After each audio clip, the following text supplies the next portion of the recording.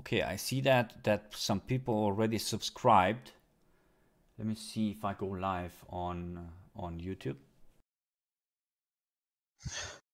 Because YouTube sometimes doesn't just got the notification from yes, you. you got it? Okay.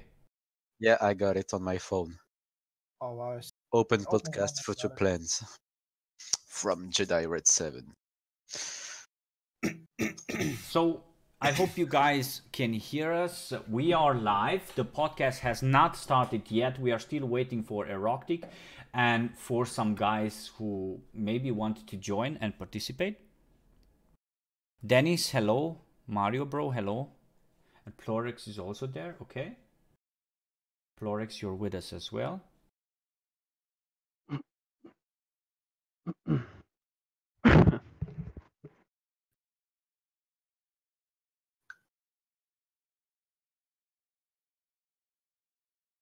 Now, because I cannot lead Brushboss, hello. Brushboss, it's Infanteria, okay. Because I cannot lead the podcast and play at the same time, I'm going to play something on the background, okay? And in the meantime, while we talk about the stuff that we talk on Discord, I'm going to show you the stuff, the screenshots and the list that we made and all the topics that we're going to discuss about on the stream as well, okay? So right now you're just watching the starting stream soon. Infanteria, can you please mute yourself on Discord and listen for a while to see if the sound is correct on the stream? And you guys can freely talk about something, the guys on the stream, you know, on Discord. Sorry. Okay. Yeah. Just sounds fine. Sound is fine according to what you hear on Discord or on the stream. Yeah, somewhat the same.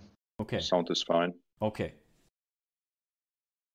By the way, guys on the stream, you cannot see the Discord list that we have, but we are more than 10, I would say. And we have two very 12. important...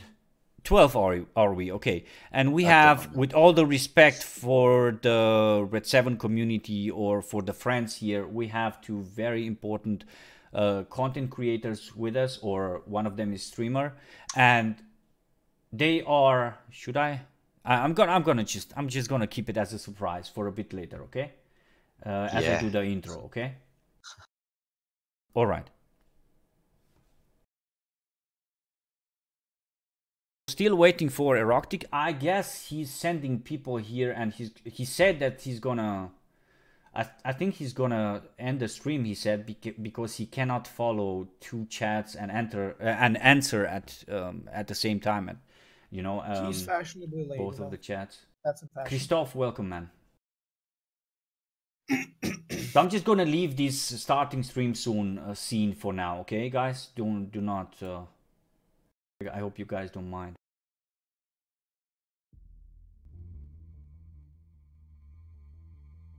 TT, hello. Lol.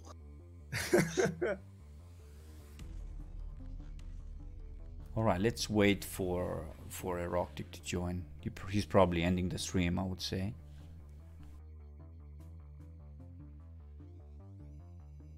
But he always doesn't care, so he can quit. Lord. You know what I mean when you watch his streams. Yeah. Manuel Flores, welcome, buddy, welcome, man. Thank you, Christoph. Thank you and welcome, buddy. Dark Waver says, hey Redseven, just wanted to let you know that you guys make great videos on insider info of Tarkov. Keep it up. Well, wait till you see our special guest or special guests today. They do amazing stuff, man. Can't say we're too deep inside, but yeah. No spoil. That's what she said. Yeah,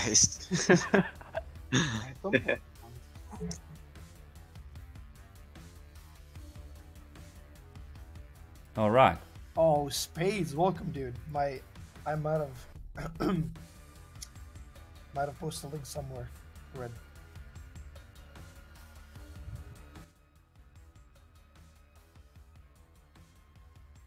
So yeah, welcome, Spades.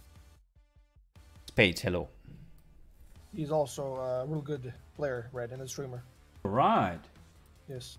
I just post your link on his Discord, so said if anybody wants to watch or join, they're more.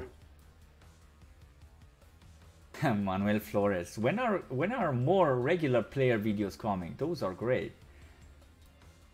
They're actually easy to do, you know. There's not a lot of editing involved in such videos, you know. And I have some beautiful gameplay with the guys. We'll probably do some stuff like that, yeah. Red, you're making me blush. Stop it. Fair said he'll be here in like 5-ish minutes. Just gonna make coffee. EROKTIC will be late because he gives no. Okay. Okay. Okay, I've just posted a link on the French EFT Discord. People might come in as well. Okay, nice. Yeah.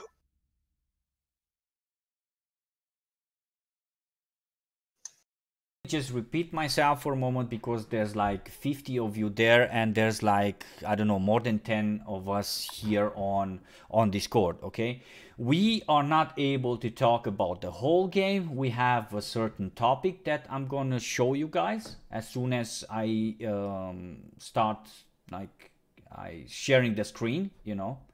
And we're gonna talk about that stuff because basically what I want to do here is what I normally do. I release a video about news. You guys remember my weekly recaps? Okay, basically when BSG releases something, then I go and create a video. This time I wanted to do something different, and I believe we achieved that. We'll see at the end of it how successful it will be. I decided to go and share the stuff with the community, with part of you guys. I know there's not the whole community here, but yeah, you guys understand my point. And we will talk freely and honestly, and you guys will speak your mind about these topics that were recently published on Twitter, on social media, and so on. Okay. So I'm sorry that I'm keeping you guys with the stream starting soon image or whatever it is interface. I can also play a video for you guys, but I wanted to do like a proper info because we have some beautiful guests here. And let me just repeat it one more time. With all the respect I have for the Redseven family here, these guests are special because they are content creators. They are a lot bigger than me, and I have a lot of respect for them. And it should be like that, you know. You should respect people who's bigger than you. So with all the respect for the guys who are not content creators but are still with us right now, they need a proper introduction, in my opinion. Yeah. Yes, Marcus, we are waiting for him. Yeah.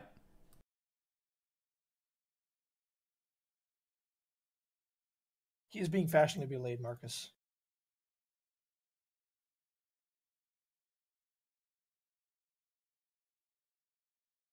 Guys on Discord, I'm going to try to because EROKTIC is here with us. All right, hello, buddy. Welcome. Cannot hear you. I saw that mic popping or moving, the green circle, you know, but hear us, but we cannot hear you. Hello. Oh. Hello. What about? So EROKTIC, I can hear myself double or 2 times when I speak.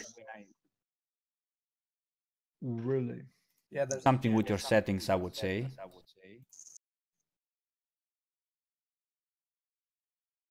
Has arrived.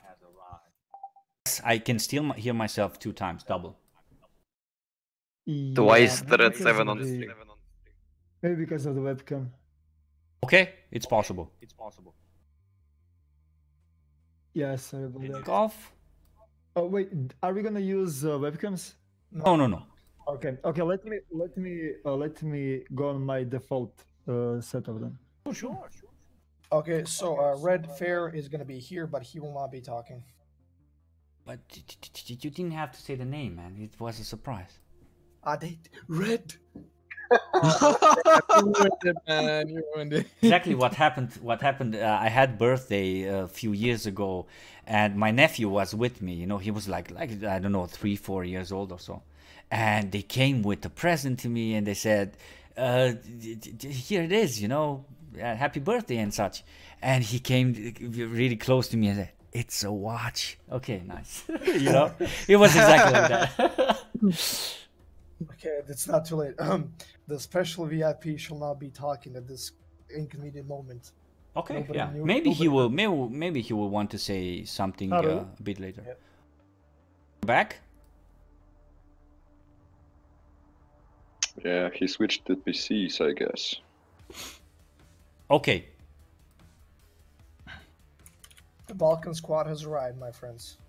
So can you say something so that we prove that your sound works, EROKTIC? Is it better now? Yes, we can hear you, and I couldn't hear myself. Just keep it pressed for a moment, so when I talk, yeah, I cannot hear myself 2 times now. It's cool. It's cool. It's nice. Okay. Yeah, I had to install the Discord on my streaming PC because I was thinking we were gonna use webcams. So, but now I'm on default, so everything. All right. Cool. Do my intro because I prepared this stuff, you know. Okay, so I don't know if I'm gonna cut the video after that or just leave it like this. Okay, so welcome to the podcast, everyone. My name is Redseven, and I am going to try my best and be a good host for you guys.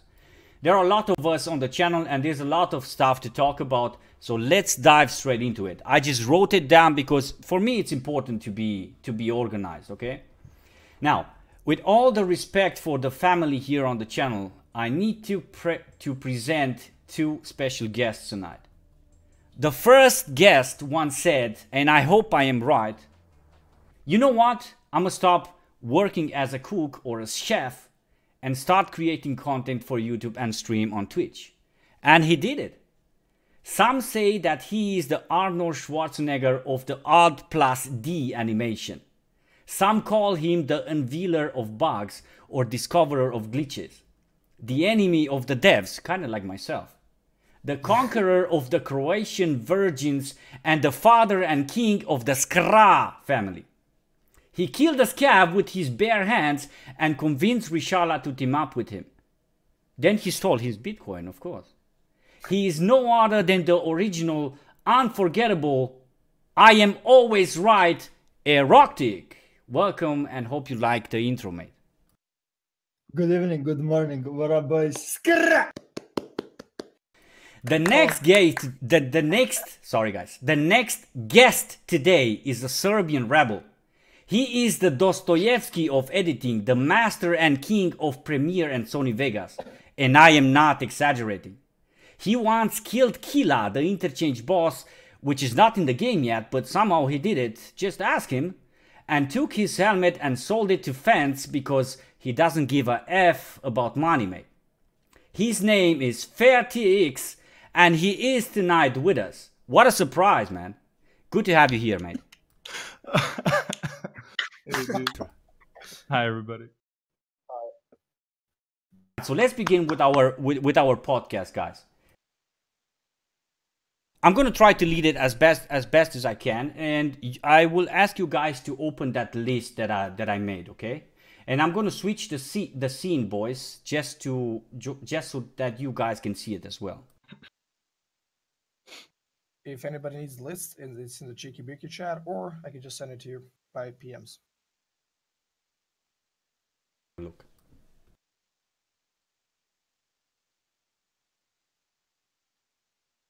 There's a certain delay. Okay, yeah. What I want to talk about first, guys, is some bad stuff which is still happening, and we did some tests in the game. It's the 0.9, guys. We found out that the invisible bug is still there. The guys said in that list that they posted while they published or they announced the patch 0.10.2 that the invisible bug it has been fixed. Well, apparently it's still there. It happened to us on customs, and the immortal player bug is there as well. I don't know if you guys had had to deal with stuff like this after the 0.10.2, but we had. I mean, have you guys had to deal with a immortal bug, player bug, so far? Yeah, I have a really strange way which happened unrealistically. As you know, Twinkie and Royal are extremely good players and they have a good amount of skill. And as we were playing on customs, we were dispatched in different dorms. I was outside sniping while Twinkie was in the small dorms and Royal was in the big dorms. What happened was there was a player that already single-handedly killed all of the scavs and Rashala himself with a blueberry helmet and a low-geared AK. Now, that's not the point here. Twinkie headshotted him. I personally saw his head flinch, and he shot Twinkie through the window. Moving on to the next scene where Royal face shot him with an MP5. He had a blueberry helmet, so face shot. He should be down as soon as he got shot. But no, he peeked the corner, and I heard the shots, and he sprayed him down as well. While he was outside on the balcony, I shot him in the back with an SMB 54R round. He shrugged it off, ran inside, and killed both of them, and including me in the end. We did some testing on factory on purpose, as well, because someone here, and I don't remember the name, said, you know what, the blunt damage is so big that with 2-3 shots from, how are those shotgun shells called, man? Not the buckshots. Slugs. Yes. Slugs. Exactly. Slugs. He said with 2-3 shots from the slug, you will die. Having 4th armor and such. Okay, so we did one test with slugs, and I only took 10 slugs on me in the shotgun because I said this is more than enough. And what happened is we shot 10 shots. I ran out of ammo, and Twinkie was not dead. So we found out that we joined a different raid because we thought, okay, this must be a bug. This is not possible. We joined a different raid, and I killed Twinkie with 5 slugs. By the way, buckshots are better than slugs according to what we tested, guys, because buckshots kill you with 4 shots and slugs with 5. So that was this immortal bug, or call it what you like. But I ran out of ammo and we couldn't test it. Yeah. There is also that some hits are just not registering. I think Jackson can remember me and him were on woods. There was a scav like in the middle of the map, and I shot a whole SKS mag at him, and there was no effect. Had to reload, and the next shot of the next mag actually killed the scav. Yeah, that was okay. a whole bug. Yeah, but the problem is, I mean, they're always saying that they're fixing stuff and stuff like that, but Escape from Tarkov is a really complex game, and even developers do not understand what is actually causing it, and it can be millions of stuff, and they are thinking that there is a potential fix for specific stuff, and on the end, it turns out that there is actually something else that is triggering specific things. So I see. That is why we are seeing like from the page to page, this is fixed, this is fixed, this is fixed, and then people are still finding out new ways. I'm just gonna give, for example, gamma glitching with the pistols. Like they can fix, they're gonna fix a couple of combinations, but there is so many different combinations that it is like really hard to patch all of that from once. And that is happening with everything in Tarkov, just because it is on the way how it is made. Like it is just like recently I just said like Tarkov is like a Star Citizen of FPS. Like it will never be done. It is just way too complex, and there is gonna be always bugs and always things to fix. And that is probably the reason. Like I started to do videos about the Ghost Recon Wallets in the beginning with the in-depth testing and everything had sense and everything was like fluid, everything was like responsive. But in Tarkov, since there is so many different things that are affecting specific stuff, it is really hard to test anything because even you do not know what the hell is happening, and they do not know what the hell is happening, and nobody knows what the hell is happening, and it's just Tarkov, you know. Makes a lot of sense. You guys want to add something to this? The problem is the devs keep doing the same thing, and they are causing the domino effect. Just like Erkotic said, one fix leads to one bug, or even one fix can lead to 5 bugs. As much as they say they fix stuff, as much as they break them, and they don't do it in depth. Like they have to do thermal and deep testing and checking just to double check and backtrace. Maybe that happens, Jackson. Maybe that happens because there are no public test servers, which is one of the things that they're going to add in the future. They said, and I believe they don't have too many testers to test all the possible options that people can break, you know. And what EROKTIC says actually makes a lot of sense, and I didn't think about it, you know, because taking into consideration for example, the gamma bug, I thought, dude, why the hell is this not fixed?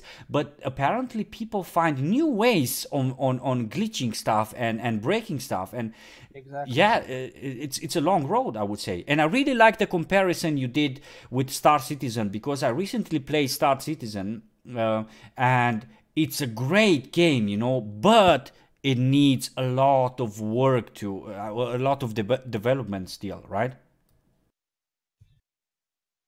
Yep.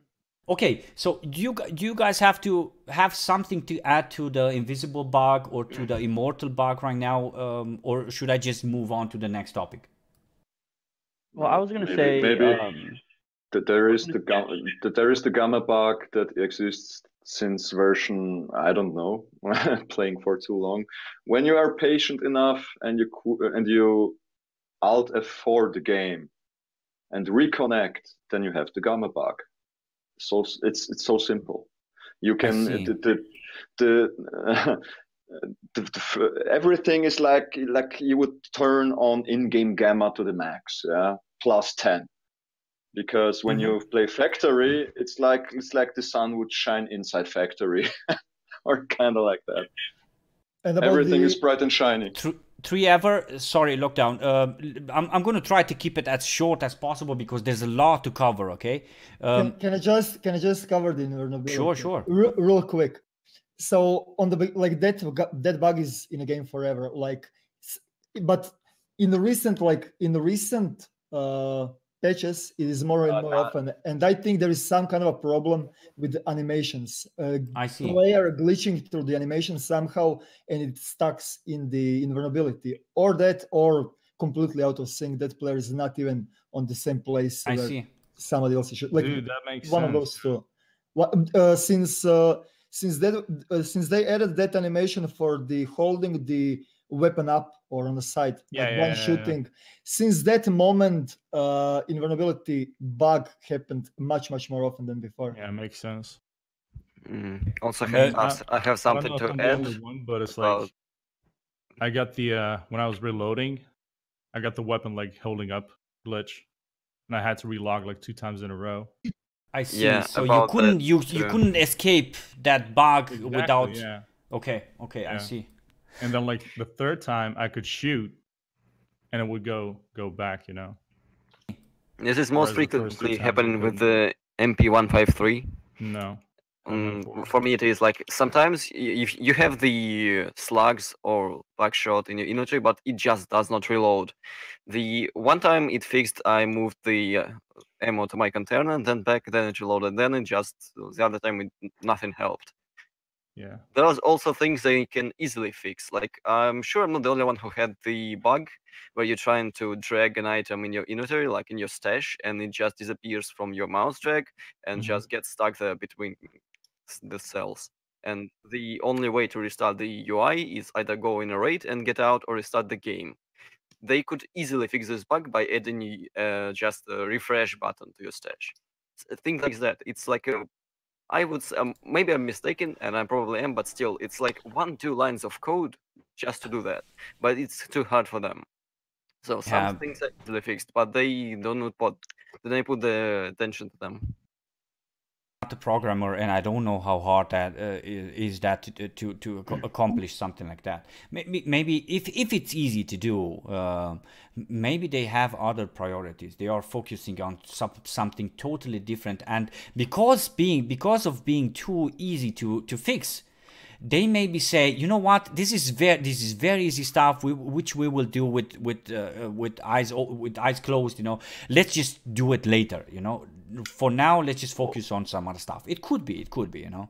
Well, when you say by focusing on it later, do you mean as in As in, like the new Unity engine? Is Not could it be necessarily. a problem? From what I've learned, let me just tell you the quick story that I've learned during the development of DayZ. Okay, they said and I probably said this on my channel. They said that during alpha and beta, they are focusing 85% of on adding stuff, and 25 or 15% or 25% if they do it like 75 on polishing the game and smashing bugs. Okay, once they have all the stuff that they want or they wanted to have in the game, yeah, then it's going to be exactly opposite. They're going to do exactly the opposite thing. 25% is going to be adding new stuff, and 75 is going to be countering bugs and glitches and stuff like that. So this is what we probably see in Escape from Tarkov as well. You know, they are trying to add stuff, and they know this stuff that's going to be added is going to break the game. And you know, there's going to have a lot of they're going to have a lot of stuff to polish later, but maybe they're focusing on this. I mean, what's your guys' opinion about this? Could it be? Is it possible? My question is, I was not playing Escape from Tarkov that much. Point 10, I was playing maybe 6 hours, so I'm really out of shape. But I see. I have a question for you guys. Like, point 10 patch is the patch where everything is gonna be fixed, where there is gonna be no more netcode issues and desync issues. Is that still a thing or no? Or what the hell were they doing like for last three months or you mean what the situation is currently? Yeah. They changed the escape UI It's a on the lot. new map, unfortunately. It's kind of weird because, how should I put this? I guess in 0.9, you know, when it started, when it was like fresh, I guess you guys all remember, it was like smooth at first, you know, interchange and all. Yeah. And as the patch progressed, as the patch progresses, you know, more people join, and whatever the fuck they're doing, you know, maybe I know adding what. more stuff. Yeah. Go ahead. I know what.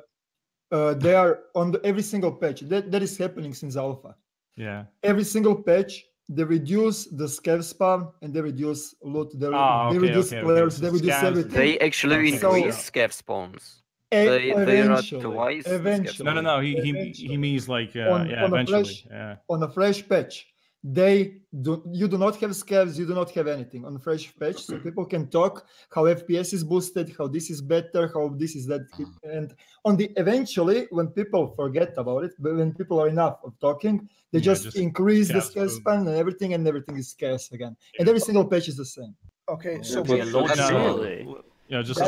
that explains a lot actually, because when you connect the dots, when you think about it, every time patch is overhyped and a lot of players join like they do, the servers crash, non-connections, desync, lag fixes, and disconnections. By removing the loot items, removing the scavs, they take care of the FPS problems and server problems, which leaves more codes and data for the player to spawn in without any It's problem. exactly what Bell Nonsense mentioned in one of his videos, man. But it's a temporary solution. Remember, he said that this is not a solution for fixing that's like FPS. a band-aid to the whole problem. It's not like fixing it. It's a This is exactly what I want from you guys, and I'm very happy that you guys are speaking your mind. You know, we are not here to just lick some asses. You know, this is perfect what you guys are doing. Yeah, we need to talk about this stuff. That, but yeah, what was I about to say? Is like in point 10, you know, it kind of happened differently. Well, not necessarily differently, but like as it moved on, I didn't have any problems. Whereas like up until 2 days ago, where I just get like 13 plus gigabytes of RAM being used and the game would crash. Oh, really? Yeah. So it wasn't like those stutters, you know. I had like a stutter or two on interchange, but nothing too important, you know. It was all like, yeah, just not important, you know. And then like boom, game crash. Reconnect, okay, you know, but like biting my nails when it's gonna happen again, you know. You guys agree that we will not finish this topic in like 2 days if we just maintain this podcast, right? This is like Pandora's box, dude. We just have the Pandora's box. Like there's so much. Yeah, sorry, go ahead. I can make a 20-minute videos daily how I'm ranting about No, but it's like there's so much to talk about, you know, regarding this topic, because it's like when Huge, you yeah. when you think about gaming today and the whole first-person shooter bonanza that is 2018 and 2017 and years back, you know, Escape from Tarkov, you know, not licking asses here, but it stands out. It does. I agree, man. I agree. I totally It agree. really stands Yeah. out. It's like it's special, you know. That's why I And want it's not a mainstream game. It's not like a sandbox. It is and it isn't, you know. It doesn't funnel you into one particular play style. Yeah, It lets that's you play, you know, why however you want. Such a And unique game. yeah, Yes. and for that reason, I think there's so many things that are interconnected in like small ways, you know, tiny ways even, that it's so hard to keep track of everything and make it work, like clockwork, you know. Yeah, indeed. And when you talk about I wanted one to say issue, something. Yeah. Finish your idea, Fair. Just wanted to say that's why I want the game to succeed. Kind of, I believe in this game. I mean, that's the bottom line, you know. But like, long road to it, you know. Yeah, long way to go, but it's something I was waiting for, and I hope doing smart criticism and this kind of things of podcasts will lead this to is like the best solutions. we can do, right? Yeah. I hope the devs will hear us and will try to make the best to. To be completely honest, if they give like. I'm agreeing with you completely. Tarkov is one of the most unique games. It's incredible, but like I said, it is like Star Citizen. There is so much complex stuff and so much different stuff that they're adding to be unique. And it is just impossible to be finished. So whoever thinks that this is gonna be done, finished product, you're delusional. But completely finished, you will never be completely finished. No, but I still love to play. Like I still love that game, and it's the whole adventure. You know, it's the whole trip to somewhere. You know, I'll have to disagree with you. Wait, sorry. If that is the thing that I wanted to say. If they said, like, if Nikita says, "Hey guys, we done a lot of mistakes. We're gonna make Escape from Tarkov 2. Can you give us another $150?" I would rather give them $150 to start the game from the scratch again, because I know that they are so deep in shit with the coding that it is just impossible to fix it. And I think if they start from the beginning, that game would look and perform much better. Like they say the same about Star Citizen. There is like a conspiracy theory about that game, which is never going to be finished, and partially is true, but I do not believe that the guys are somehow trying to grab our money and leave the game as it is, right? I mean, they are it's a learning process for them as well. As you said before, you said at the beginning that, you know, and I believe they found out that this game has a lot of potential, and they are like, okay, we can add this, we can add that, we can add this.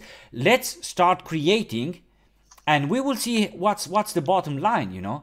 And I believe it's a learning process for them as well. And I believe, just to repeat myself, that the migration to the new engine will fix a lot of stuff. What you guys say?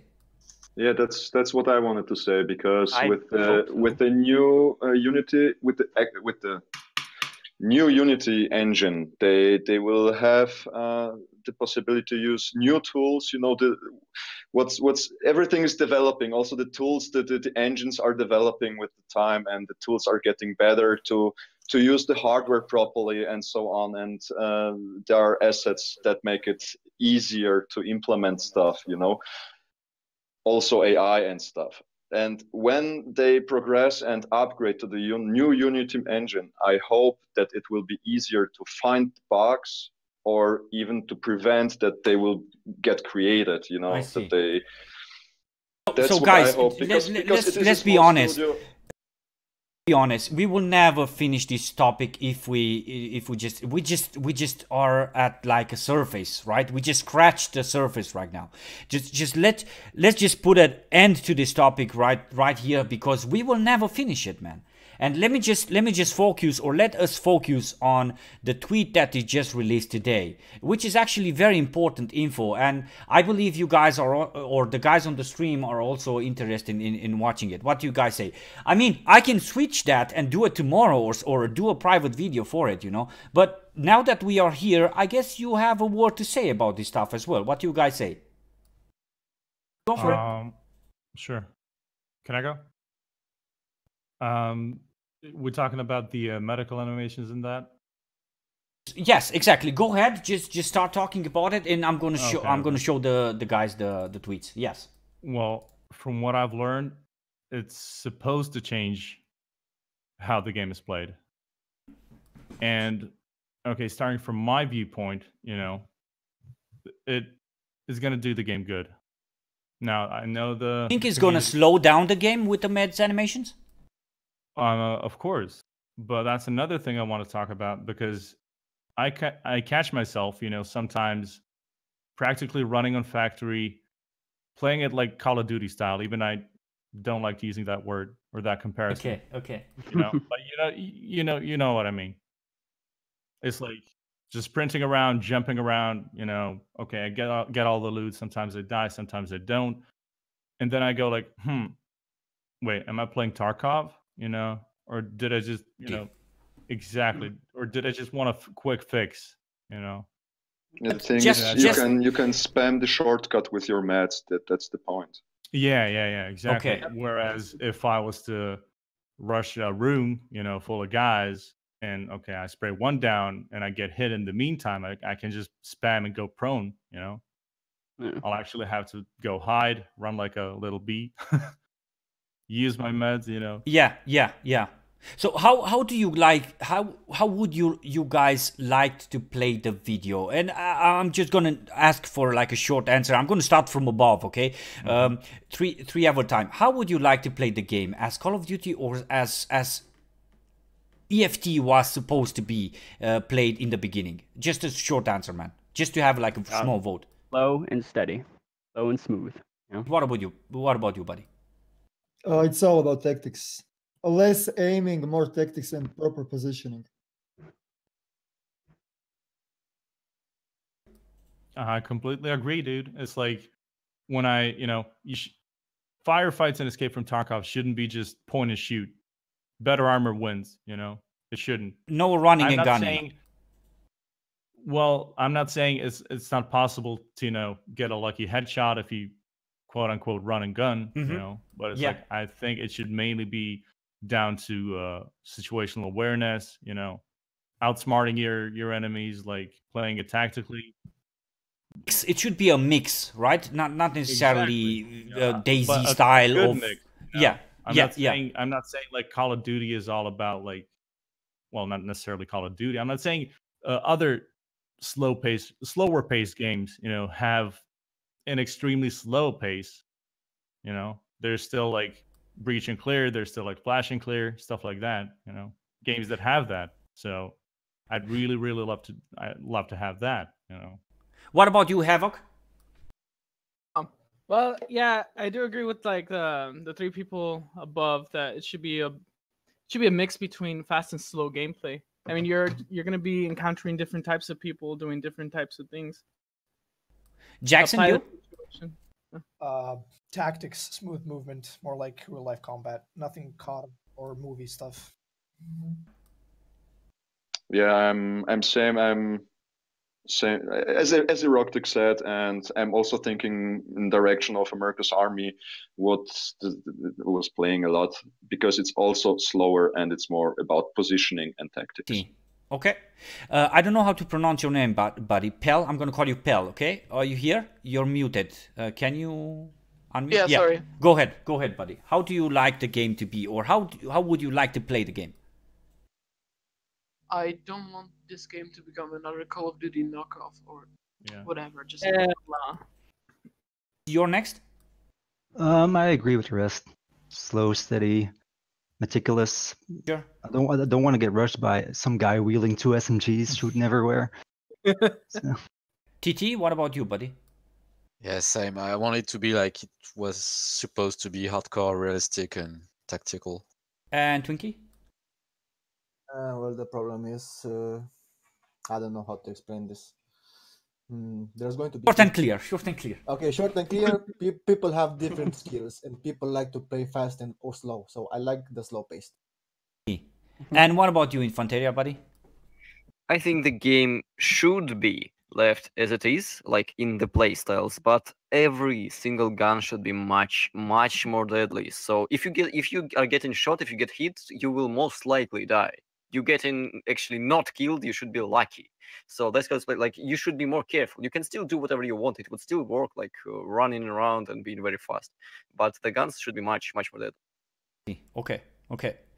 So from what I've heard so far, everyone wants a different EFT,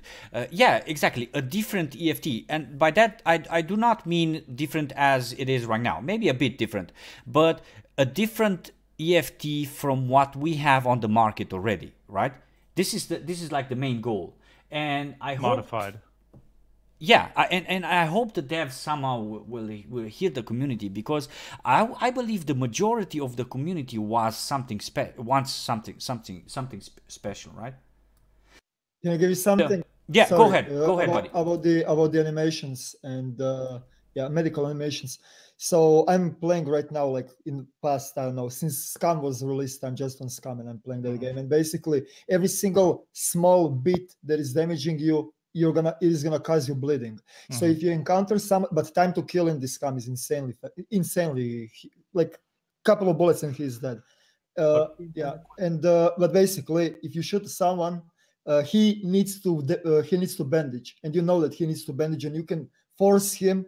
You can be more aggressive to him because you know that he has to bandage, right? So all of those animations are gonna increase the tactical approach towards the PvP. Okay, yeah. They're gonna practically introduce more options. Yeah. Whereas you hit your enemy once, and you'll make him manage. Even if you hit his leg once, that will win your fight. Yeah, but you have the option. Okay, you have a shot on him. You have the option. Do you want to disengage and relocate, or you want to push aggressively on him and finish him off? Right. Exactly. But that could be also a two-way street. Like you shot somebody and you know he has to bandage, but he backs off, and you're like, I can get him. Well, it's a roll of the dice, Exactly, it's a roll of a dice. It's mostly a two-way street when you think about it. Because if you rush him, he could easily trick you and just wait for you, because he might know that you want to rush him. I will have to say, guys, we simply have to wait for the patch 10.5 to hit the game, and we'll see how this behaves. Because I remember myself saying that the reloading of mags will also change the game a lot. But I don't know. People adapted to it very. It did change it, right? Just bring 50 magazines. Yes, exactly. Just bring more mags. Yes, exactly. We'll have to see how this works as well. What do you guys think about? Connects to the map. To be honest, factory is impossible, man. I died so many times reloading my magazines inside of a battery. It's ridiculous. What do you guys think about, because this is also very interesting, and they tweeted it today. What do you guys think about the AI reworks? Because in my opinion, I'm gonna let you guys talk about it. What do you guys think about AI? Jackson. Okay, so right now the AI it's so random. Like it can behave like a player. Like if I've been playing a lot of Night Factory lately, just versus AI. Sometimes they would just scream non-stop every random phrase they have, all like 15 on them of the map for 10 fucking minutes. Sorry. That's so true, though. Yes, but sometimes they will like stay quiet. They'll sit in one spot quietly. They'll listen to your footsteps. They will aggro or turn to you when you approach them. Or sometimes they will sprint around the map. Like I'm sitting outside the bridge on Night Factory, sniping, and there's a scav just from the wooden floor running up the stairs towards me, trying to rush me. It's random, but if they use what they have already and add something else, so it's not as random and much more unpredictable, it might actually turn out good. The tweet says, and I quote, "We done a pretty big work about AI behavior. This time it's clear that AI behave more real and interesting. Leg meta, no such thing, bro. Never was." Okay, this is like Nikita saying this. What I do expect from this, guys, is the AI, in my opinion, are either very intelligent or very, very stupid. Does that happen to you guys as well? That you run into a scav and he's looking to some other place and immediately he turns and kills you, right? Or he simply is locked into one position and you can headshot him, you can do whatever, teabag him, you can do whatever you want. Is that a thing for you guys as well? Yes. For me, they're like stupidly intelligent. I can give you the explanation for that. So try to play on the weekends and try to play on the working hours when everyone is at work. When servers are dying, and AI is really slow. When you're playing single player, or when you're playing when the servers are like completely fresh and there is not that many people playing, scavs are just because they are stable with the server. Okay. They're responding faster. Same thing is in a scam. Scam has the same problem like the scavs in the Tarkov. So when server is dying, their mechs are like scavs AI.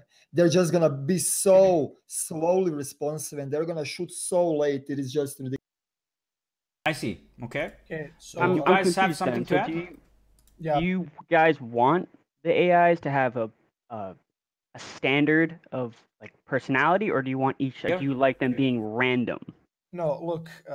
So what I've been trying to say from the start, right as you know, I've been here since Alpha, literally the first 2 days of Alpha, and Alpha was more amazing with AI. Like the AI was the king in that stage because they were acting, believe it or not, as much as stupid or unrealistic as much as it sounds, they were really realistic. If you had a suppressor, you shot it from a certain distance, they would not know from where you shot. As now, they instantly pinpoint and aim at you.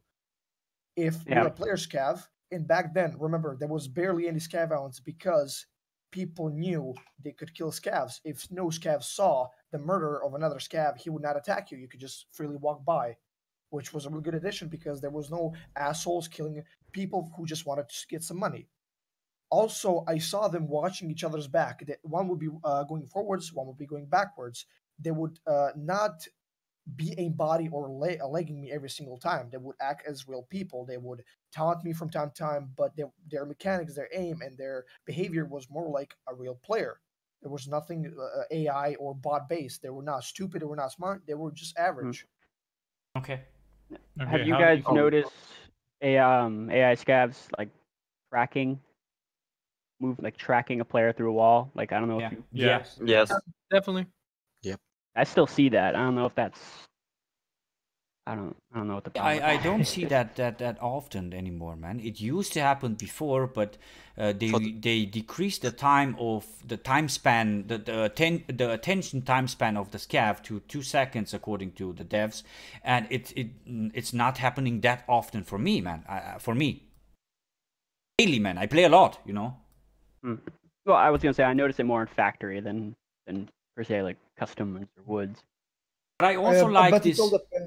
There is but there is like I said on the beginning of the podcast, like there is so many different stuff that are affecting specific things. It is just really hard to pinpoint what is causing the problem. But like I'm gonna give factory for example again. Like I was using laser sight, and the laser sight was going through the staircase wall into the single player spawn, and scavs. I got aggro from the scavs, and they can also hear you. You know, like there is a lot of stuff that are happening. Oh wait, AI scavs can see lasers, like they'll respond to lasers. I think they removed it, but it was like that in like 0.8. Oh, I didn't know that. Huh. So also have an opinion. I don't know if it's correct, but it could be a thing. When scavs are aggro, right? They just say random things, but to some people, it's not really random things. Russian community has a big advantage when they're playing against scavs because Russians speak Russian. As Gregor here is Russian and I speak Russian as well, I know when in fact I've been spotted or the enemy has been spotted by the scav, and I can use that for my advantage. So people that do know that. There will be subtitles in the future, from what I've heard. That would be nice for us. That'll be interesting. That is actually hardcore. Hardcore. No, just hardcore. But with subtitles. Guys, can I say something? Oh yeah. You guys are mad if the bot is tracking you through the wall, right? And if the guy sees a lasers, but As a player, when you hear somebody that is coming to a wall, you're not doing the same thing. You're not tracking him to the wall to see exactly where he's coming. I think that is very realistic. But what if it's two walls or three walls? Or well, sometimes you hear when a scav hears you like in tunnels, they'll still look down. Well, and they'll hear you in tunnels. You can track a very easy a guy without the contacts in factory, like very, very easy.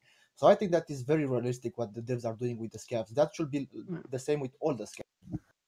Okay. Yeah, like when I was playing Point 10, like I didn't have any like problems about scavs tracking me through the wall. Like I know that the biggest amount when scav hears you is because of you sprinting.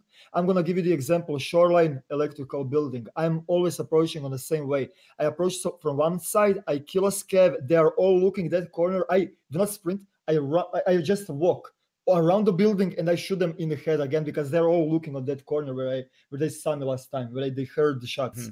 And there is a lot of even windows in that place, and they do not even see me through the windows. So I think it is okay. Okay. There's also stuff regarding, let me just quickly show the guys, and you guys just can click the link and watch it for yourself. Just check the tweet, guys, they just released, the guys on Discord, okay?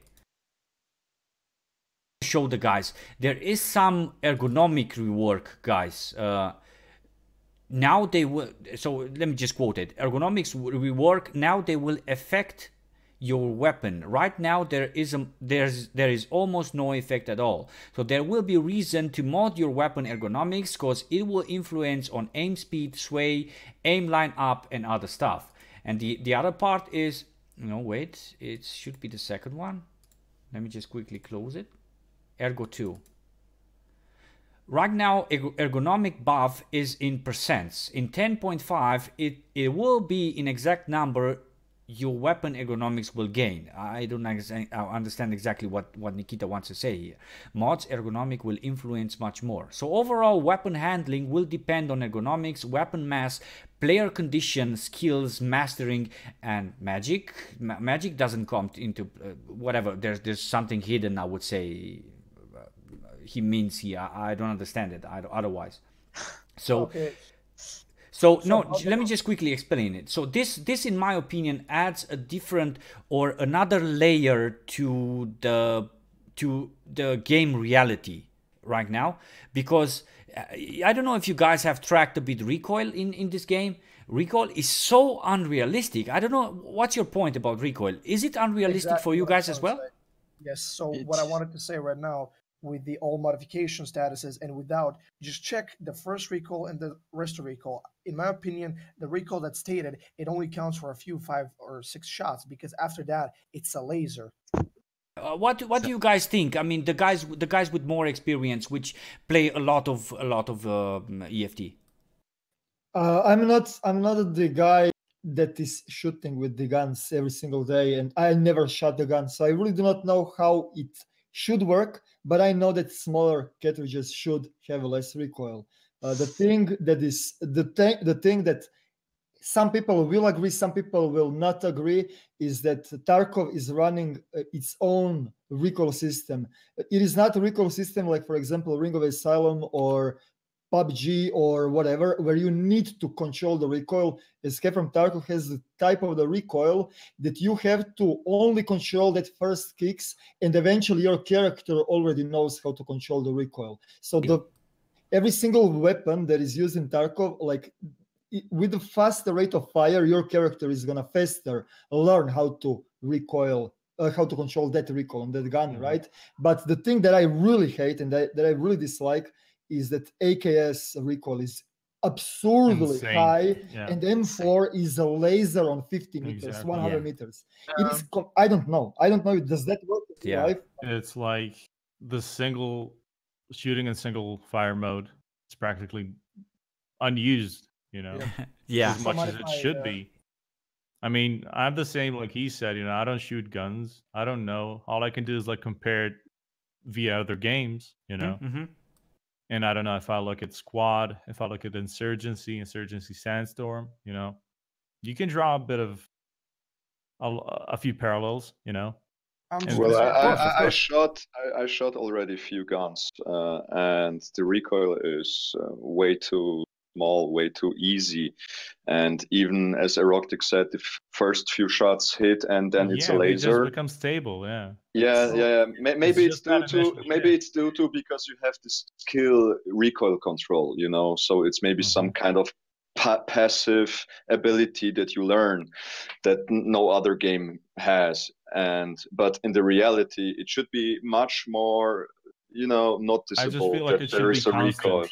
Actually, it should be a constant struggle. No, actually, no, because I know that the Reds community that's been here before for some time has seen the videos I've posted about an automatic AK-74 shooting at 50 meters on full auto, and the spread was about 10 centimeters. Because if you have strong hands, if you're experienced with the gun, you can shoot the AK-74 full auto, and it's almost not moving in hands.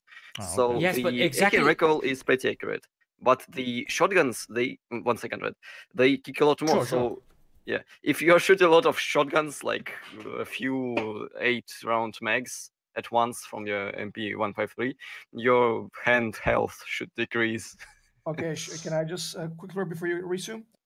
I personally fired the 153. I fired 556, the 416. I fired the AK because here gun laws are not that strict. 416 extremely easy control. Tap firing, recoil non-existent.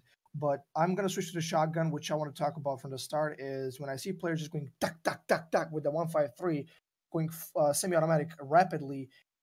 I just look at that and my hand just flinches because you do not know how much recoil that thing has. Like what about SVD? What about SVD? Ooh, I mean, what is the name? Yeah, it is SVD, right? SVD. I have actually shot a Viper. SVD is not in the game, EROKTIC. SKS. Okay, yeah. Yeah, I've shot it should also have insane recoil, right? And no, not really. I've shot a Viper 7.62. Like I think it was 308 Viper, and it doesn't kick that much. It's less notable than the shotguns. So, I shot a double barrel TOS 34, I think. So I did some tests, and the guys on the stream can check one of my videos. I did a test comparing the recoil that I saw in Squad Fair, you mentioned it, and Insurgency Sandstorm. Actually, you mentioned that one as well. Yeah. The recoil when you don't control it, dude, it goes up in the sky, man. In both of the games. In EFT, you don't have to control it. It goes in the same place except the first 5-6 shots. But let me just say something to just defend the devs a bit because I was covering the news. I know this stuff because Nikita said it. He said that the current status of EFT is PMC with elite skills. I don't know the reason why, but apparently it's like that, and he said that the more they add patches, the recoil will increase and they will encourage more single fire shots. Okay, because Clean, if you guys watch the podcast number 6, Clean was asking for this as well because he shot a lot of weapons in real life and he knows some stuff about this, right? Not like me or like you guys, maybe most of you. Change in the future. I guess we'll have to be patient with this as well, right? I'm pretty I hope they will, because I started shooting 14 years ago now. There are many things that if affect the recoil, the gun length, barrel length, the weapon weight, and a lot of things. And in Tarkov, basically at the moment nothing affect that. Mods and because of the stabilization, the automatic stabilization, mods only affect the, as you said, first 5-6 bullets, and then it's almost the same thing, whatever the weapon, whatever the modes. Did somebody tested it out? Sorry? Did somebody test it out? Because I remember... one of our French YouTubers tried this, and I think Shosho tried this modded AKM versus stock AKM. Standard AKM, and the recoil was barely identical. Yes, but TT, you can post the link here. Yeah, go ahead, EROKTIC. Sorry. I remember that when I was testing out AKS recoil, 60 round mag, since it is heavier, it is 1 kilo, is doing way less recoil than 30 round mag. I do not know if they changed it or no, but I have like in VODs on Twitch, like just try it out. Default AKS 30 rounder versus 60 rounder and check the recoil. But you know, communist Russia, the gun controls you instead of the other way around.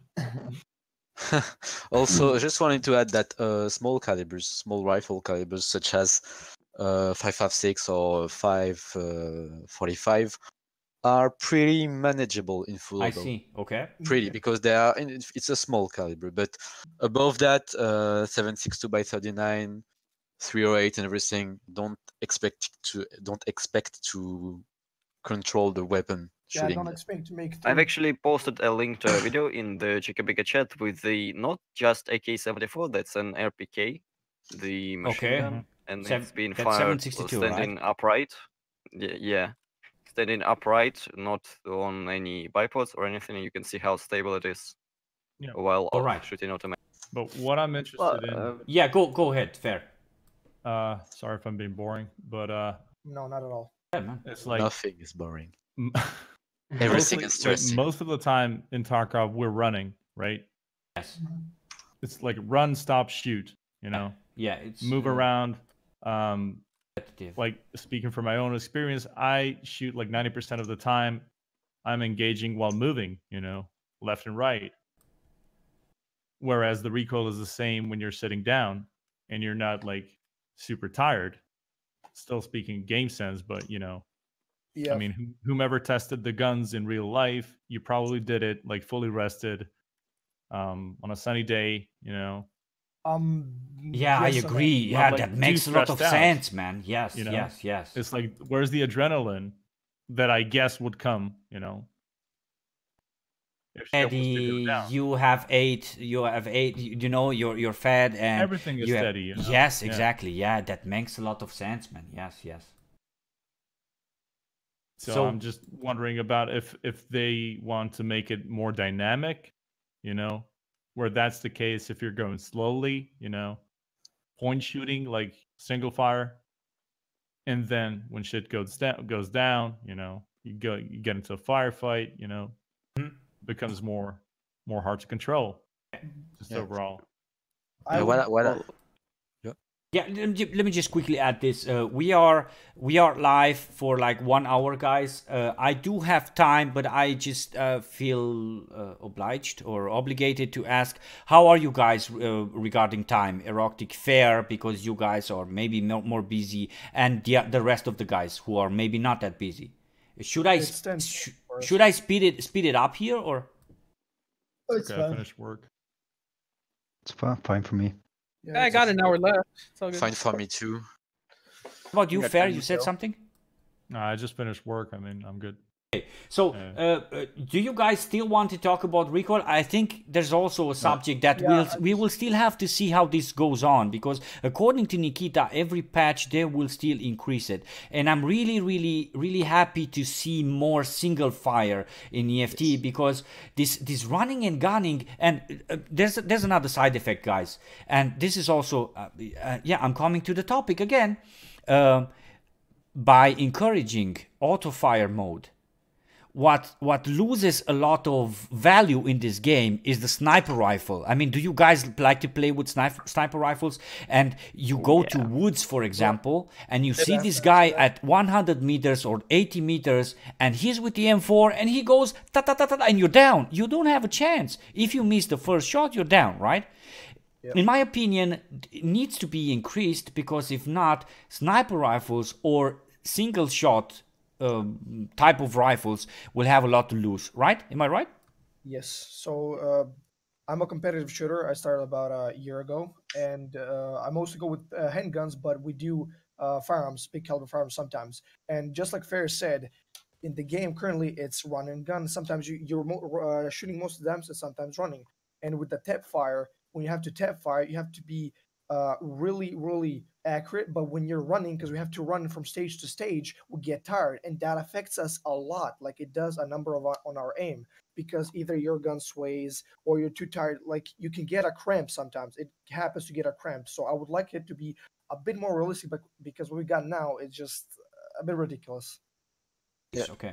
Just want to say that I'd like the game to be like 90-95% semi-auto and maybe 5% full auto. And Really? at the Okay, moment, like very CQC, right? yeah, but Close because at the quarters. moment Yeah. it's the other way around. I mean, I don't even remember the last time I used semi.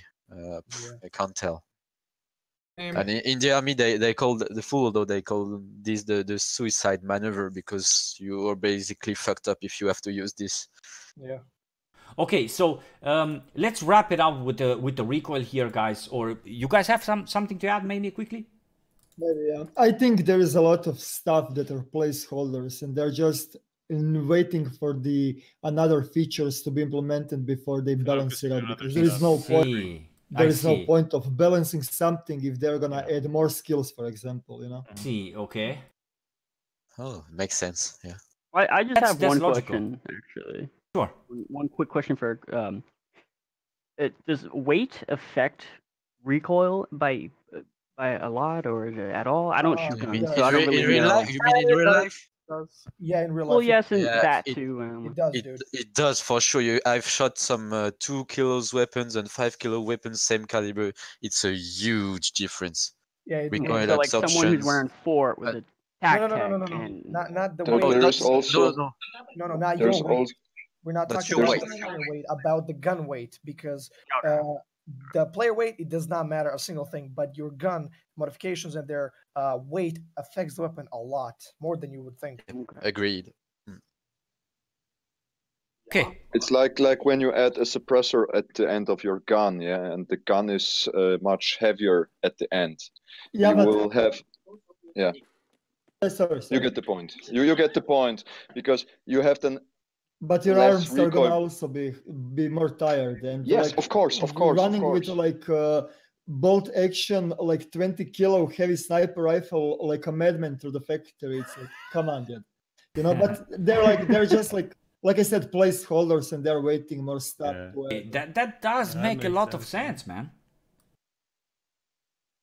Let's switch to the next one, guys, because recoil is also a very big topic. What do you guys think? They tweeted it today as well. What do you guys think about this new ranking system?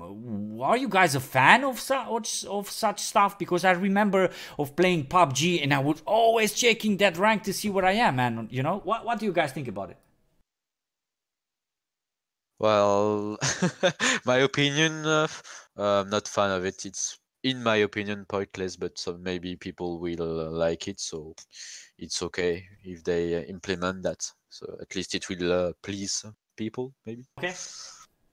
I think the ranking system it's great to ban hackers, because if a hacker survive every round, then he would have like 90% survival chance, and devs will know, oh, let's see this guy if he's cheating or not. So if they that's a good point. Yeah.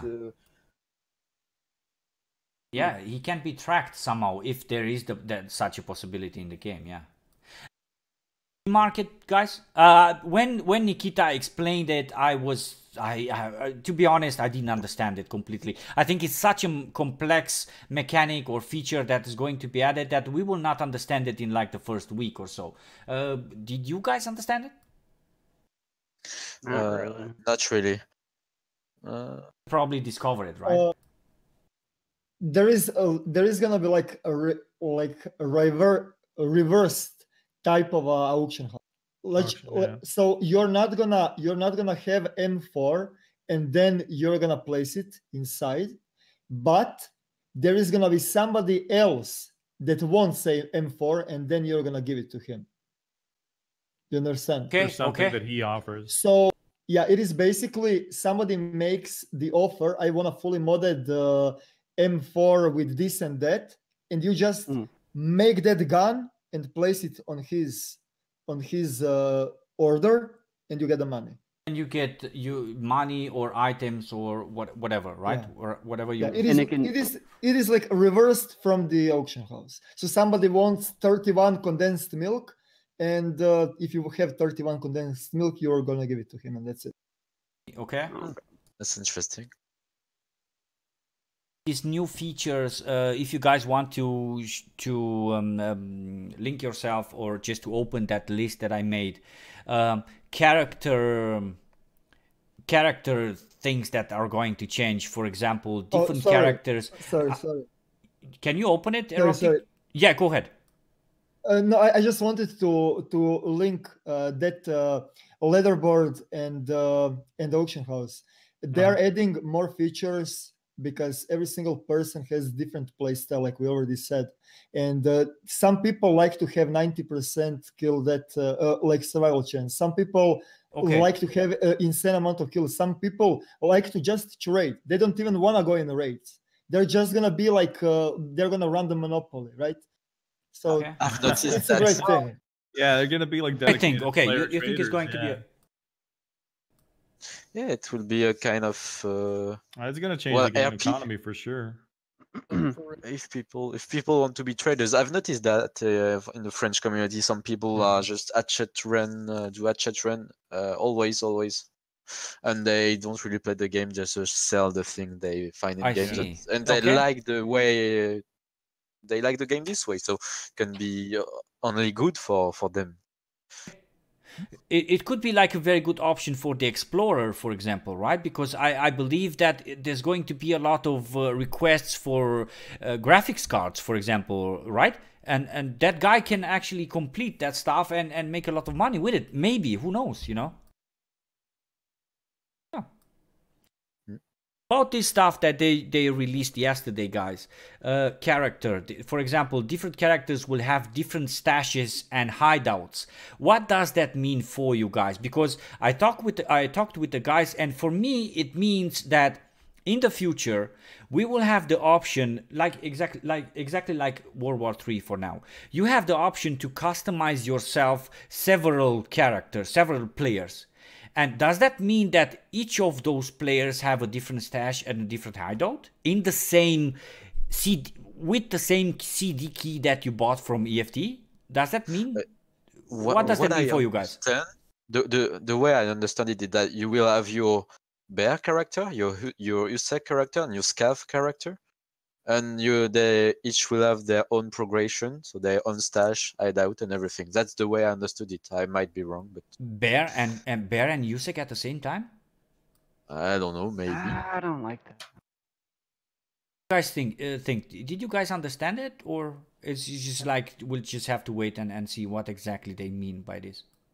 To be honest, I really hope that scavs and the PMCs and PMCs in the PvE are gonna their own individual stashes, because if they add individual stash and the character progression in the PvE, like we have seen that in new modes in the PvE, that would bring a lot of new people, because there is a lot of people that actually like to play PvE only, and they do not want to play PvP, and that is a great thing. That is a great thing. And I also like how if they are gonna split stashes between scavs and PMCs, that would be awesome.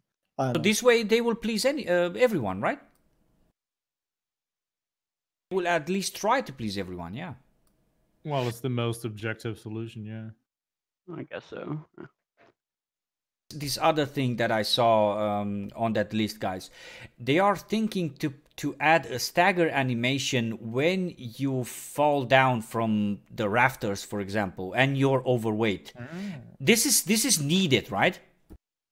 Because right now you jump down and you still can you can still spray and pray, right? Oh yeah. I mean, the worst thing can happen is like you break a leg and that's it.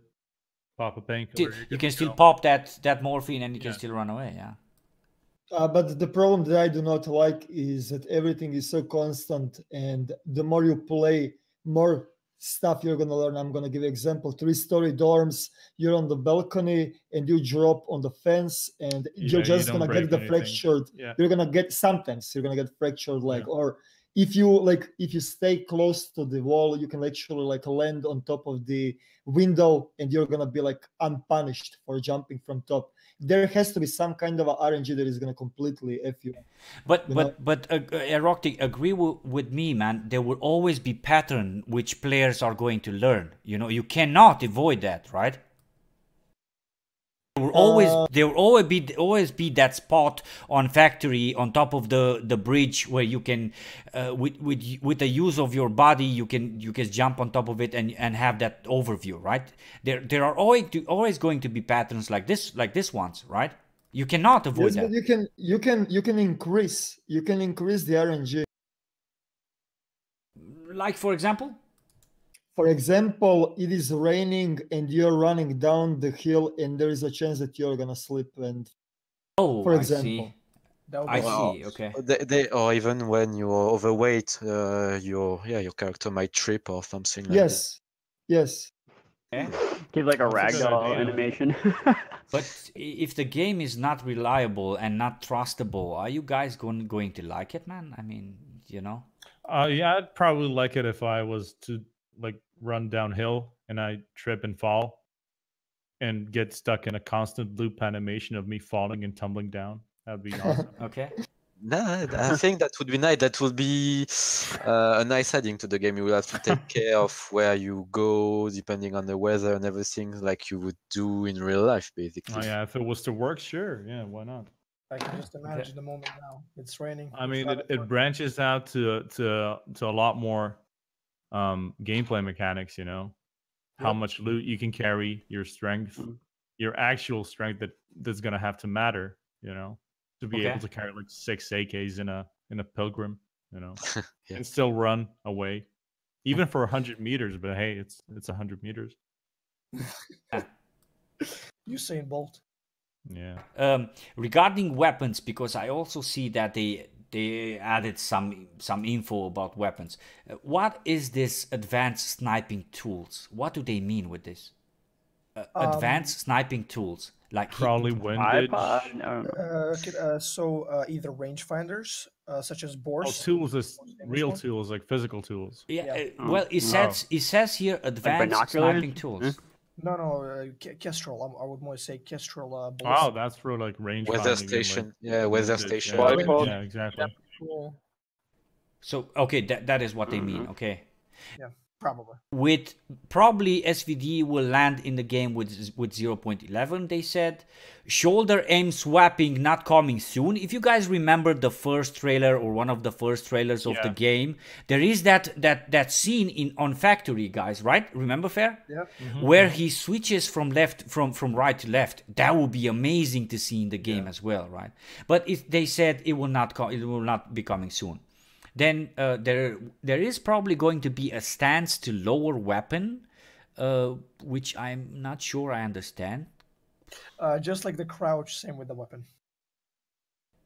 And the weapons that are going to be added, 4.16 is going to be added in 0.5, guys. Am I correct? Yeah, right? In 10.5? Yeah. I think 0.11. I think MP7 is coming to 10.5. Yeah, MP7 I think and like a pre-update. Yeah. Okay. Then the AR-15 level 1 trader, they said RPK with the coming of Killa, of the new Scav boss, and then the new Scars Scar H and Scar L, and the Vector in the future somewhere. Who knows? Smoke under barrel grenades. And there will be in the future, but I don't think it's worth talking about this. There will be more weapon degradation. Who knows how they're going to implement this? So I guess let's just wait for it. The question that I want to ask you guys is regarding maps. What do you guys think about the Terra Group map? How you guys is this going to be a game changer with those elite scavs and scav raiders? Right? Are they called? Guys definitely going to play it, but do you guys think is going to be a game changer and everyone will go only for that one?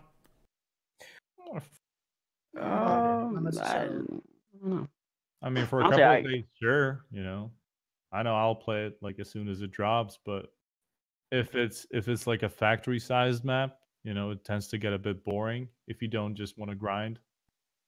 So for anyone who doesn't have like that much time to play, you know, it's going to be a good option besides factory.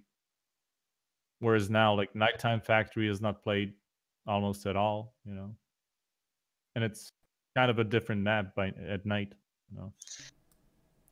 A game changer, I don't know. I like to look at it this way: like with each weapon that comes in the game, if we're speaking like weapon modifications and weapon mechanics and how it all affects the gameplay. It's like I like to look at it with each new weapon, you know, a new maybe partial, maybe a full weapon mechanic comes into play, you know. Like the face hitbox, you know, we got the Mosin, changed a whole lot. 1 week passed. It's like it was here all along, you know. Everybody got used to it, you know. Moreover, it's a good thing, you know. Indeed. But it was a game changer, right? It was. Definitely was. For the good, for the better, for me at least, you know.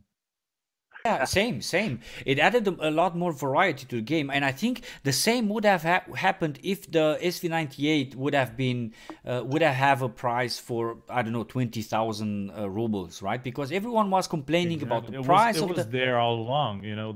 Practically the same gun was there all along. You could even mod it, you know. Like there was only that price barrier, you know. Yeah. Well, from the next features that the guys are going to add, which one of them are you guys more excited of or for? Let me just call some of them. Hideout, I would say. The new scav boss, some new weapons. Let me see. Do you guys have another one important in mind? New map mechanics, switches, K card, and everything. Okay. So which ones are you guys expecting? Like, are you guys I like the big game changers. I should let somebody else talk. Sorry. Man, the guys are thinking, and they're gonna come with some ideas as well. No, but, for me, I'm always hunting for those bigger game changers. You know, it's like I don't know if you guys remember when they expanded Shoreline. Like that was huge. Mm-hmm. And like before that, prior to the bigger update, can't remember which update it was, 0.5, 0.6, doesn't matter. Sure. Like there was like the extraction camping meta, you know? So everybody would just rush it and then have a big fight at the tank, extract, boom, you're done, you know? Right now, like Shoreline, oh my God, I suck at it, but it's like my favorite map. It's so very challenging, yeah. Or, you know, so much more options, you know, and I'm kind of worried about customs because I think it's in a rough patch right now. Oh yeah, with the spawns. Yeah, scav boss is pretty good, you know. I love the idea, I love everything, but you know, because I made a post a while ago saying how customs still has 4 warehouses that you can't open yet, you can't get into. Exactly, yeah. So a lot of people kind of stated that customs is fine, customs is great, and then you know the PvP is awesome. That's because the entire map is just one big choke point. Yeah, exactly, choke point. That's like the key word. Well, the industrial side, the boiler spawn. Oh my God, I hate that spawn. You know? Yeah.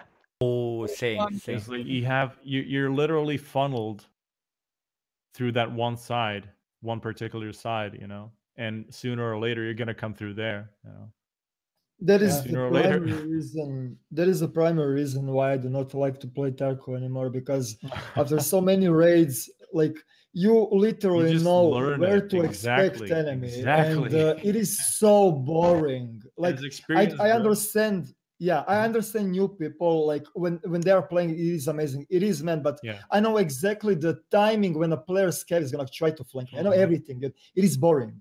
And I really hope they completely. Yeah, it is way too predictable, and that is giving you that how repetitive, boring like effect, right? Yeah. I'm really hoping. I'm praying for that moment when Nikita says that they're gonna completely randomize extractions and spawns. Completely, like you can spawn inside of a 3-story dorms next to the marked room, and there is another guy in the like completely random. Right, and the extraction is gonna be like completely like there is a lot of extractions from the scav players. They can just add all of those extractions in the same pile. You can spawn on the checkpoint in customs, and your extraction can be on the gas station. Yeah. Everything like it is gonna make so many different random events and random PvP encounters, it is ridiculous. Like right now, it is way too predictable, and you're always fighting on the same places. Yeah, I think maybe it's because you have these two sides. You have USEX and you have bears, so that's why you have two sides. Maybe that's why. But we will always have USEX and bears. The core of the game will not change. But I'm wondering, EROKTIC, will that stuff with the randomizing of the spawns will ever change? Will that be something in the game? You know, because I don't know. They never said something about that. Have they? Well, the problem is in the core game. The problem is how they wanna make the game. They wanna have like that semi-open world feeling where you're gonna go through the loading screens. For example, customs boiler extract is gonna be entrance in a factory. I'm like right, and with that type of system, you cannot like if they wanna do that, you cannot do that random extractions. But the problem is extraction camping and choke point camping, and there is gonna be always that. But like, okay, yeah, that is the thing that I dislike. I completely dislike. So, EROKTIC, I have a question for you. You said that you don't mind the spawns being extremely random, having someone being in third story and then someone being in second story. So you support the idea of the gameplay being slow and tactical. Of course, because you never know where player is. Yes, that is the whole point. Because when you play the game, you know exactly the timing when there is no player spawns, when you know that everyone that spawns next to you is already like looting the dorms, looting this, looting that, and you know exactly where you can sprint, where you cannot sprint. But if you have no clue what time it is, when you have no clue did somebody spawn right next to you, you're gonna always be careful and slow. Right, and I support that to some extent. The only thing is that some raids are meant to last like 35, 40 minutes, you know? So it's like if you spawn next to someone, it doesn't matter if you're tactical or slow. It takes a 35-minute game and turns it into a 30-second to 1 minute game. So like that's why the maps are extremely linear, and they have to be at least widened up a bit more so the map design, not so much the spawns. Like Nikita said that they're gonna add completely dynamic loot system across the whole map. I'm gonna give you an example. Shoreline, they're gonna add in the residential areas cases. They're gonna add like in all of those points of interest that are boring and nothing right now. They're gonna add the loot. So even that randomized spawns and randomized extractions are gonna even make more sense, right? Yeah, that makes sense. Yeah, but still, even now, I think Shoreline is the most optimized map. Regarding gameplay, you know, regarding staying alive and the ratio of you being able to die by the hands of somebody else spawning next to you. Yeah, but it is not optimized performance-wise because no performance-wise, just like spawn-wise, just to have variety, right? Experience-wise, yeah. Well, the problem I'm noticing with Shoreline is that a lot of people totally skip the two cottages, like the two houses, before one trip. People just skip that and go straight to resort, and that's what it will not happen after the wipe. It will not happen anymore after the wipe. Everyone will go for the houses after the wipe because they have nothing, you know. Right now, the current status of the game is everyone goes for the place where the players are because there's nothing else to do except PvP. But this will change in the future. I hope it will change in the future because if not, it's going to be nothing but PvP, you know. And we explorers, because I consider myself an explorer and I like starting from scratch, we hope for something like that, you know. What I hope for is open world at the moment because, as we said, player path is too predictable and becomes boring. An open world would fix that, but will it come one day? We don't know yet. To be completely honest with you, like I do not know what is the problem and how the hell they cannot do that. They have all of that features already coded, but basically how I'm like hoping that Tarkov is gonna be that new PMCs are gonna come in waves in the same maps. Like how to say it, like new waves, like how you have first wave is PMCs and then second waves are player scavs. I want to see I would like to see more spawns, like more waves, end of a PMCs, end of a scavs.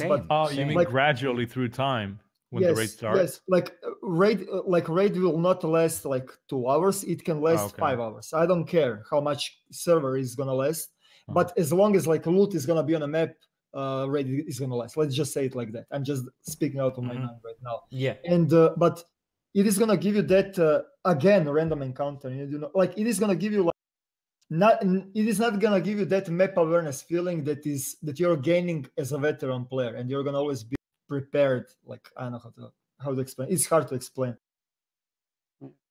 I support that. I just hope that in the future there'll be several like map expansions, because there's only so many times you can alter the spawns before you just realize that everything's just way too small. What I think, if I got it correct, right, what he wants to say is, to put it to basics, you can just kill everybody, just loot what you got, and they just get out. It just comes blank from there, because you've done everything that you could currently do, which is just either kill a scav bot, just loot a few stuff for a mission, and that's it. You got nothing else to do. You cannot explore anywhere. It's just a linear way. There's nothing much to be done. Yeah. Yeah, because the problem is beginning of the match, when there is a lot of players and a lot of scavs, and when you kill everything, when people extract, it becomes way too boring and dead. And with those waves, like when the server checks, there are only 2 players and there is only 5 scavs on the map, let's spawn a new wave, and then new wave comes. And it is gonna automatically help fully geared guys, because I never play with the full squad, but there is a lot of people that are playing with the full squads, and those guys are going outside with the empty backpacks, because there is not that much loot and not that many enemies on the map, right? But if they kill all of the scavs, more PMCs can come, so they can counter them, you know? Depending on how big the map is, EROKTIC, there is not a lot of gear. I agree. Now with this like the exception that the scav boss spawns at 100%, there's always gear. But I hope in the future that actually I must agree with you guys, because it is so. I hope that in the future there's going to be more waves and more waves of scavs, and I believe this will be possible. Right now we are kind of restrained by the possibilities of the engine, but I believe with the migration to the Unity 2018, this will be possible, because according to Nikita, he said that the RAM consumption will be somehow reduced to 2-3 times. So that means probably, I'm not a programmer, man, I don't know, but that means probably more scavs, probably more options to add to the game, more variety and more bigger maps, you know. By the way, they plan to add to make customs bigger, and they're also thinking to make factory even bigger, you know. Factory is like the smallest one, but customs, in my opinion, customs needs some changes. What do you guys think? Much needed, yeah. Customs and woods, right? Because woods is like, I don't know, 5 minutes and everyone is down, right? Yeah, it's too many checkpoints. Yeah. You know? Well, two sides of the map are totally open. The first, on the not the scav house, the other side, where you first originally spawned in. There's nothing in that area. It's just open, and I get that for sniping, and it's great. But every time they do not. Go ahead, guys. Go. No, sorry. Go finish. I just wanted to add, they do not have to add necessarily houses, but what about some sandbags or something for the sniper to defend, to protect himself, right? More foliage, more trees. There's like 5 to 10 seconds worth of trees on that map, and in terms of each side, you can run through, get to the center within 10 seconds. And the thing is, even more foliage and more trees would not help. And what I mean by that is, I play on lowest settings. I have a shit PC, and my settings are completely low. And I see people 500 meters away because the foliage won't load. Not grass, no. Well, also unique landscapes too. I was gonna say like more dips, more like rivets in the ground. Exactly, it's exactly what they did. You remember they did some changes on the back, on the east side of woods, as you are looking towards the lake. You know, if you spawn on the wall side, if you look towards the lake, that's north. So on the east side, close to the scav houses, remember they changed that area, and they added some like small hills and some rocks and some stuff. Yeah. Some stuff like that will be welcomed, right? Yeah, definitely. That makes sense. Yeah. But still, like customs is a big change to customs is much needed. You know. Okay, because I would like to see more bunkers too.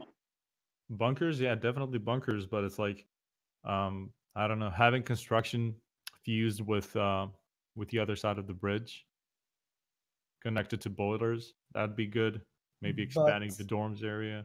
The thing is, I was gonna say they could do something with Sniper Mountain. They could do something with that. They could, but the thing is, Tarkov is a real place. They have to stay true to how it really is. Yeah. That's kind of the boring problem, because it's not fictional; it's a real place, and they kind of just gotta stick to the original landscape because it's their image. Okay. I do not necessarily agree with experience. Yeah, limiting the game experience just by something exists or not. You know, it's not about that much, right? Yeah. But to be honest, like I think you guys are looking at the Tarkov maps from the wrong perspective. Every single map has a different flow of the map, yeah, exactly. And every single map is played with a different style, and that is the whole point of why they are doing that. Customs is one of my favorite one of my favorite maps, and it is gonna probably be forever like my favorite map because of those intense moments on the choke points, those transition points from one side of the map to the another. Like, you are forced to go next to the gas station, you're forced to go over the bridge, you're forced to go, you know, that type of a choke points are gonna actually force PvP fights.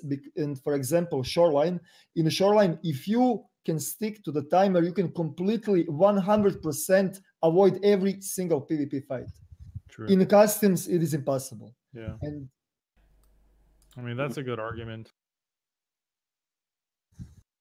Another thing that I want to mention to you guys is the probability of increasing speed of leveling up skills, which in my opinion is very needed because of these 3 months cycles, right? Or almost 3 month cycle.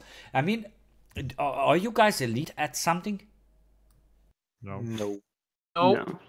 And it takes a lot of time, and I believe we will not be elite at something like endurance or strength or something like that, not even in 6 months, man, with our current without spamming, without doing that hard stuff that we did before. And I admit I did it as well, yeah. But I think this is going to be very welcome, because we will have the option to see the new animations of they created for the weapons, for weapon mastering, right? For just an example. Or to be able to jump on top of the gas station one more time, or, you know, some stuff like that. I am waiting for stuff like that. It needs to be added again. I hope they will add it, yeah. Man, are you even supposed to get up there? Like is that actually like using the body, to get up there? Using the body system, which in my opinion is realistic. If you check some videos with soldiers doing that, climbing a wall or stuff like that, I mean, I can actually Google it and search something for it. And even the guy that is climbed on top can help the guy on the bottom to climb up. So it can be done either way, yeah. Just like in Warface, where they have the buddy system. Yeah, you're right, yeah. Because in the Warface... Come have something like this, EROKTIC? No. Will it have? There is gonna be complete system of climbing, actual mountain climbing with the equipment. Okay. There is a very nice vaulting animation which we do not have in our game, and I really wish to see something like that in the future as well. Oh, actually, I wanted to point out something that someone just talked about in the comments. In Customs, in the new construction area, that rubble that goes up the stairs that's blocked off by an invisible wall, is that intent? Like, why did they block that off? I don't know if you can... You know, I'm talking about the new construction area, that rubble area, that piece of rubble that's kind of knocked off that goes to a set of stairs that goes up. He's talking about one of those stairs near the container tunnelish, let's call it, with the barbed wire. There's right in front near the forklift. There is just like the same thing on the other construction we can get up. There's the same set of stairs, but you cannot get up on there. Those. Oh yeah. I think they did maybe it intentionally. Maybe it's I think most of a lot of stuff needs attention, you know, and the guys just placed it there and they said, you know what, we don't have time to polish this stuff. We'll just do it later in the future. It's functional for now. Let's just leave it there. In my opinion, you know. Or the boilers on the boiler spawn, you can get up those, all 4 of them. Oh yeah. Blocked off, yeah, but they're blocked off by the invisible wall. Ah, I see. Okay. Because you got a full set of stairs going up. Okay. But there, like, you wanna climb on top or what? I don't get. Of the boilers. But there is but I mean, I've seen that Nikita was talking about it. There is a problem of optimization. Like, if they let you climb on top, you're gonna see like emptiness behind the map, and they will have to fill that in, and that is gonna like just decrease the performance of the map. Yeah. And, you know, just like Cotton did with the interchange when he got on top, there was just emptiness on certain parts. You could not see the whole map. Yeah. And FPS drops and everything. And like, if you can climb on top, they will have to re-optimize the whole map just because of that one place that requires more FPS. You know, so it is kind of. But can you get back to the skills? Sure. So my argument about all of that is like, I made a video like year and a half ago about the skill system in Tarkov, how I hate it, because there is so much power. Like, I knew that this is going to be the problem of power leveling, and people are going to figuring out the ways how to level it up and stuff like that. And there is one simple solution. Yeah, like, but they didn't care and they didn't listen. I mean, maybe I didn't. Maybe if I make a video again, maybe they will listen. So basically, the problem is they need to add some kind of a fatigue system. What is the maximum amount of points that you can do inside of the raid per map? For example, like if the average gain of the like rifle skill is going to be 500 points, let's say. Okay. It is not that realistic that you're going to live out with 100,000 points, right? And they need to add some kind of a limit how much points you can earn for the specific skill inside of a raid. And with that, they can even increase the amount of the points gained for all of the skills, so we can actually see those master levels. Okay. And this way they will also at the same time avoid exploiting, because it will not be possible anymore. You will not be able to exploit it, okay? Because there will be a limit. Okay, interesting. Yeah. A good idea. The thing is as well, they kind of lowered the speed of all the skills, because I think they just look at the streamers and they see that because they play all day long, they get their skill maxed out too fast. But the problem is it does not apply to a lot of people, in fact, and most of us are suffering from the too slow skills leveling. Basically. Yeah, but that's because it is imbalanced completely. There is so many things that you can do in a game, and just spamming the same actions over and over to get that skills up, and people are just doing that brainlessly. But if they add like, okay, you can get this and that amount of skills, like, okay, you can buff and strength and endurance and this and that in the same raid, but there is a limit. And if you place the limit, people would stop grinding only one skill, right? And everyone is going to be on the same level with those limits, because like people, like, there are better players, there are worse players, but eventually like everyone is like almost the same in Tarkov. Like, let's say, like, what is the survival chance? Between 30 and 50 probably, like for the most of the people, right? If they're like playing recklessly and solo and stuff like that, it is probably like around 40%. So in most of the cases, you're all kind of the same. So everyone, no matter if you're gonna play 6 hours or if you're gonna play 3 hours, you're gonna have double the amount of like experience gain. Like, I hope I was not too confusing about this one. No, not really. They should add something like for the skills that you have to pay for the skills. Pay like 100,000 for the first level, 200,000 for the third level, or like a personal trainer, something like that. And players that will not play, and if they have money, they can increase those skills, and they're not going to be affected anymore about the skills. They should do. I see they said something about when they are going to add the hideout. They said that you will probably be able to. Can you guys hear me? Yeah, right. Yes. Okay. You will probably be able to increase your weapon skills in the hideout, which is actually very welcomed as well, right? Not really, Red, because if you're going to be able to do that in the stash, there's not going to be more PvP because players are going to No, but hunt. they're not gonna. They wouldn't do it to the point where it comes down to you shooting your guns in your hideout the whole day. You know, you're probably gonna be able.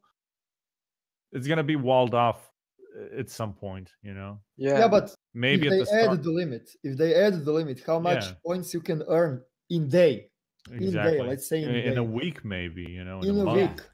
Yeah. Like, you know, you won't be able to exploit that. Yeah. Because like, okay, I have today is another day. Let me just take the 10 megs of the AK. Let me auto spam it. Done. Okay, I cannot level up auto anymore.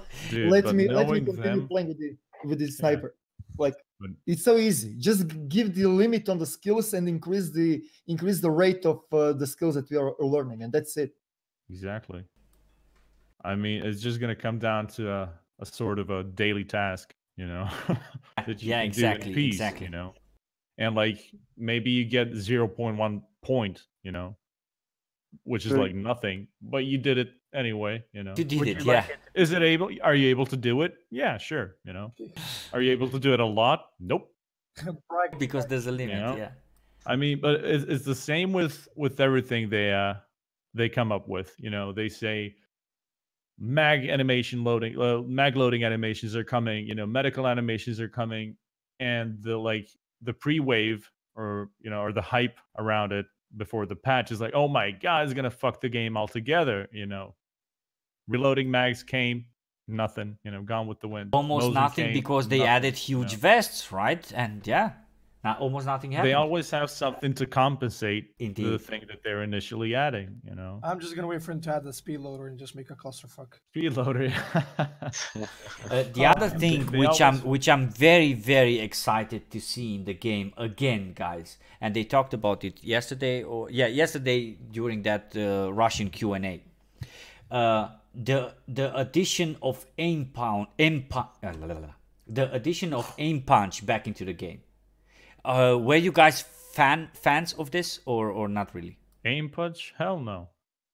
You don't want it. You don't want it in the game anymore. Actually, it's no. Maybe I was too fast. Maybe. Just don't be fast in the important areas. What happened before? I don't know if you guys know about the aim punch feature that they had before.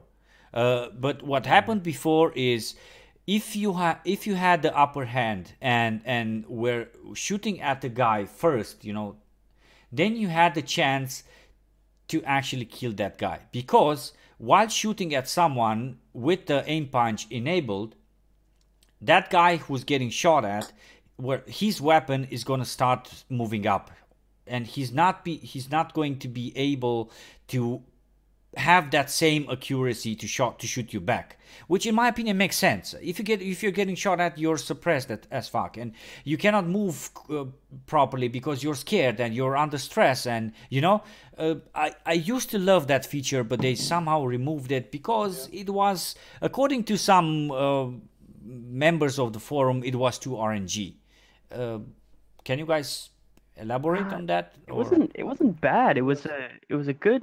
I liked it, but it was a little excessive. It was a little too much sometimes. Excessive, yeah. Yeah, it was pretty excessive. That aim punch, like your gun would I think it was a video I saw on the aim punch where a guy was prone, right, and some guy started shooting back at him, and like the gun was just going out of screen for some reason, and it's like, well, aim punch was, I don't know, it's too much, right? But would you guys agree, or would you guys like to see it in the game, but this time more balanced or better, or is it something that you know better without it? Yeah, because before when you got shot, the gun would just go to the moon, but now it should just go normally. You probably will have to tweak it and bring it back if the community requires it. It's a really hard question because we know what Tarkov is with the desync and the netcode. So the whole point of the aim punch is to have some kind of advantage of a person that fired the gun first. So if you shoot at someone first, you should win that fight. But because of the high time to kill, that aim punch is actually helping you to finish him off because you saw him first.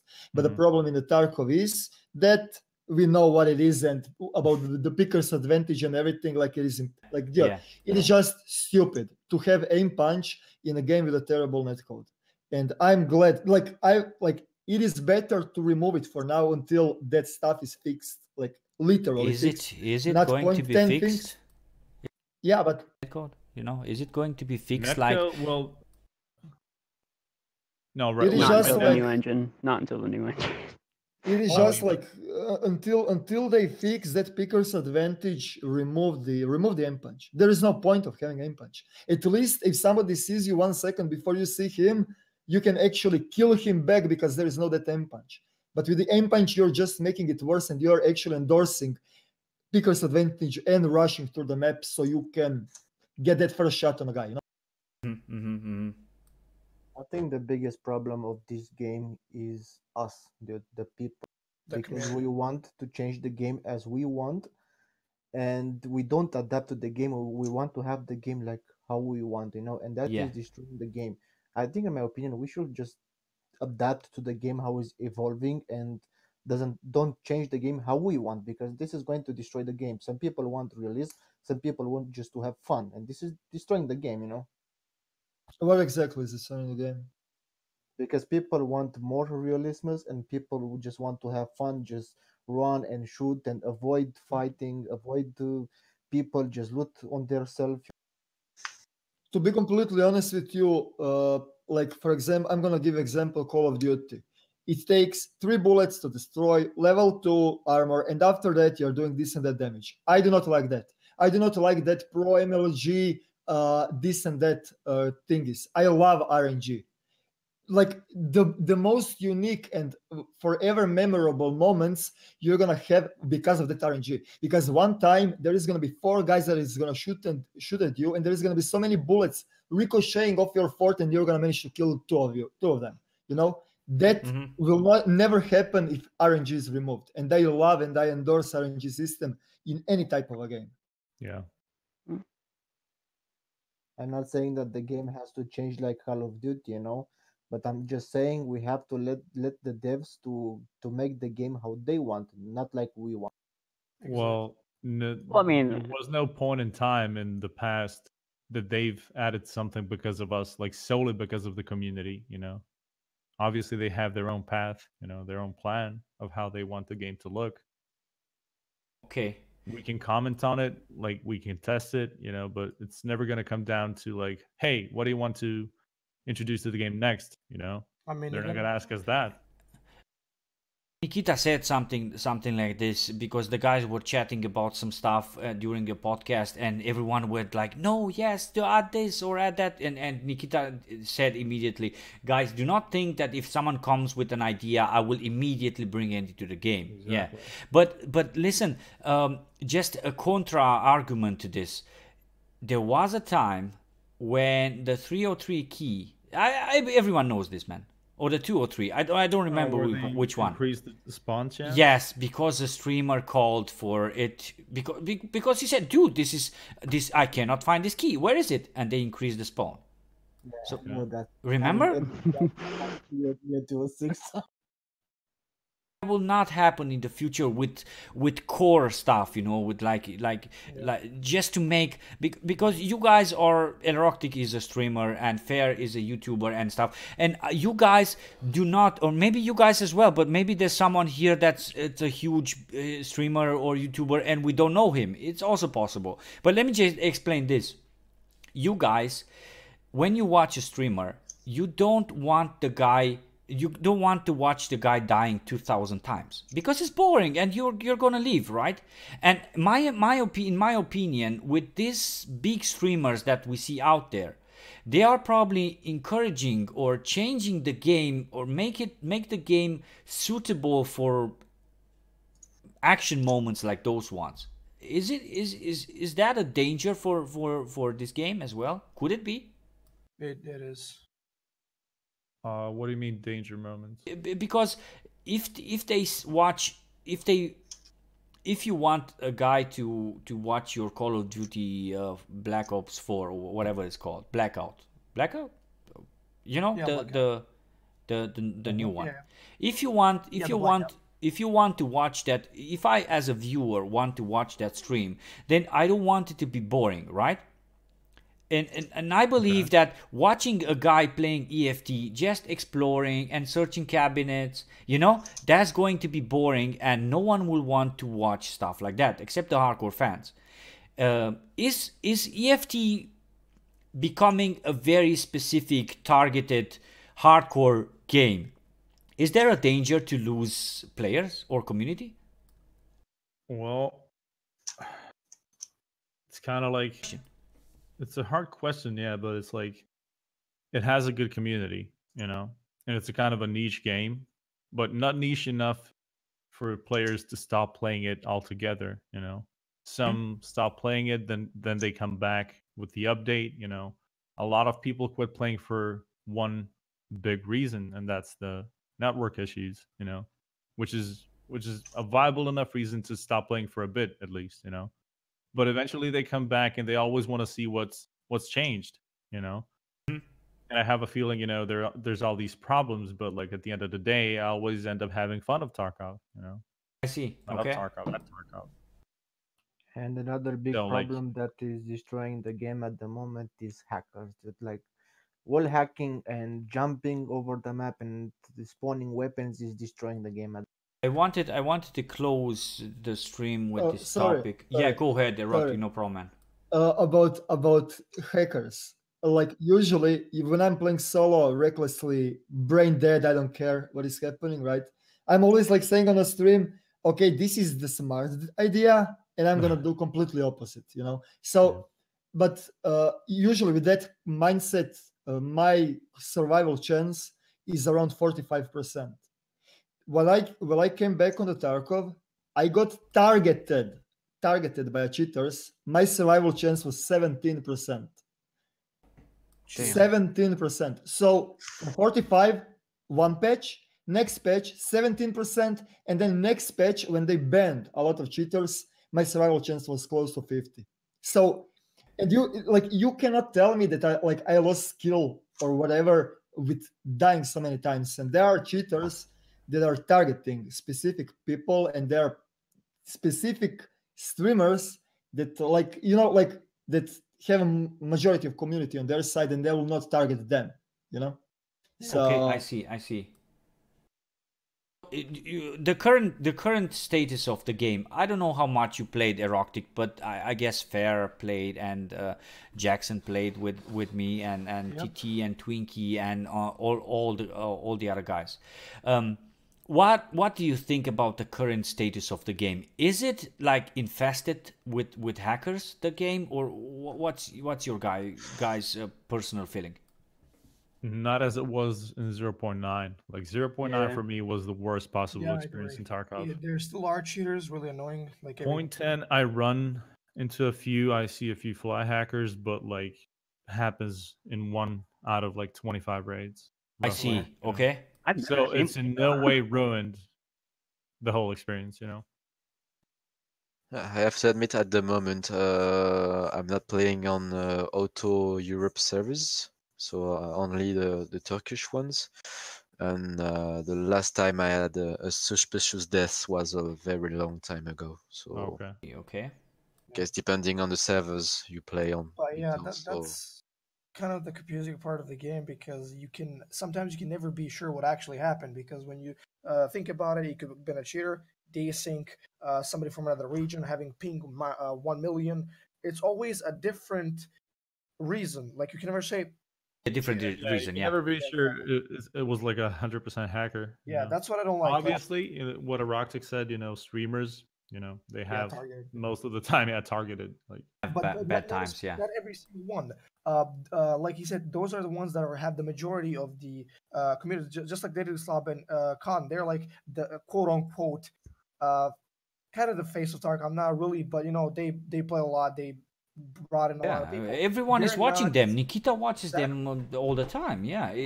Why should we hide behind the finger? Yeah, it's true. Exactly. No, I just wanted to say, like, you can never be sure it was a hacker. Exactly. But then I come to what EROKTIC says at the beginning, and I agree with him. What's the compass on my side is my guts, man.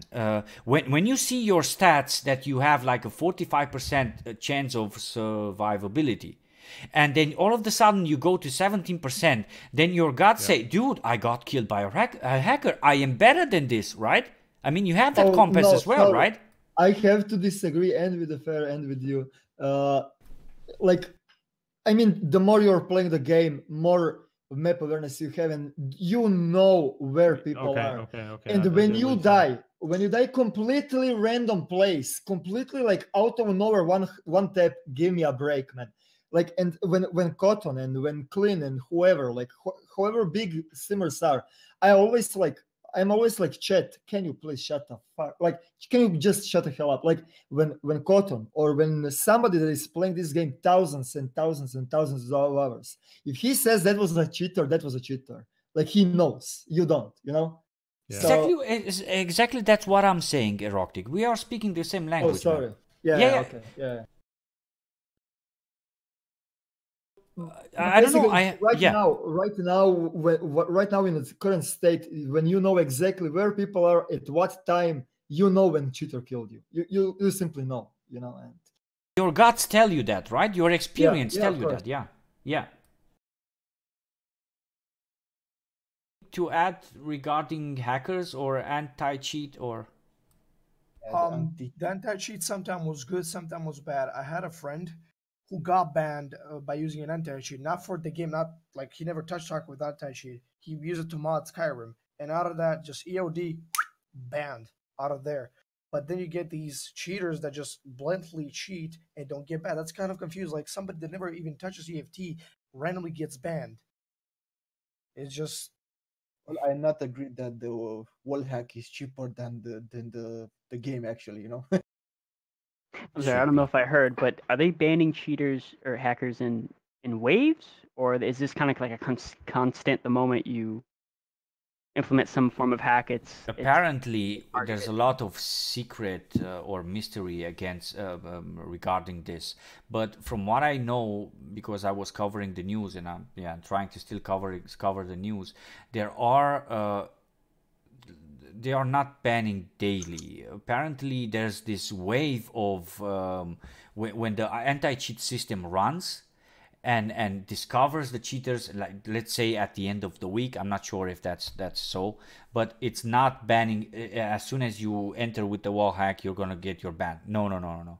It takes some time, but there are some issues regarding this, because I talked with someone and he told me that he or one of his friends used wall hacks for like months, 3-4 months, and he's still unbanned, So I don't know if there's a way to avoid being banned. There are some strategies here as well. Yes, there are. Gregory and I were watching a Russian stream, and we were analyzing, and they were talking about anti-cheat. So how the anti-cheat works is it gathers code, and it gathers footage, but it gathers information about the raid. When the devs see a really strange appearance in the raid, which other certain player did, like, how when you aim with the mouse, CSGO players just snap on the heads. That is not a straight line. That is still a curvy line. What they do with the information, they see if there's any too much suspicious lines, If they make too much suspicious movements, they go on the possible cheater list, because the anti-cheat is not an anti-cheat. It's a cheat scanner. It scans you. And the process lasts for a week or two, and you get onto the list. If you're confirmed, if you do too much of those suspicious movements, suspicious kills, and stuff like that, you're on the cheat list and you're about to get banned. But personally, I think that makes sense. That makes sense as well. Yeah. The ban wave, I think it's personally the aesthetic. Like, oh, look how much cheaters we banned just to make it look pretty. It's very possible. It's very possible. That's yeah. because it's so stupid. Like cheat ban ways. Like what? Every month ban this amount of cheaters? No, ban them every single time you find them because they do that to make the promote them. It's like, oh, we banned like 1,000 cheaters. Like, oh, look at us. Yeah. Dude, there's 30,000 people in the players base from alpha to now. There's been banned over 5,000 players. What does that say about the community, dude? Like, why don't they invest into an anti-cheat that instead of creating their own environment? Blizzard does and such. That's the problem. They're stupid. Like Nikita came from Absolute Soft. They made their own anti-cheat, which does not work. The Saber Claw, it's horrible. They use it for contract wars and hard ops. They're stubborn. That's the problem. It's possible that you're right. Yeah, it's possible. As said at the beginning, and the other guys also said it. This is a learning process for them as well. You know, they are not EA or DICE or whatever. You know, they're not at their level, and they're still learning, and they need money for stuff like this. I also heard a very strange or interesting story about how hard it is in Russia to find good programmers. You know, this is not like the West or European side or the US where there's like something like this all over the place. You know, they need to find professionals because they are at that huge level, right? Where they need to create tier 1 stuff, right? And it's hard. It's hard for them paying a US programmer that wants to work for EFT but needs to go in Russia is not the same thing, you know, because a Russian gets like, let's say, 2,000 euros or something like that. A US programmer will want a lot more, you know. There's this difference that a lot of people do not understand, and they just take things for granted, but it's not like that. It's just, as Twinkie said at the beginning, we just want the game to be fast and easy, finished like we want to, but it's not that easy, right? I mean, it's more complicated than that. Yes. So for the patch will probably hit the game. One of the developers came to one of our stream a few days ago. His name is the Sniper, or nickname. I don't know if you guys know. The Snake. What did I say? Yeah, it was the Snake. Did I say something else? The Sniper.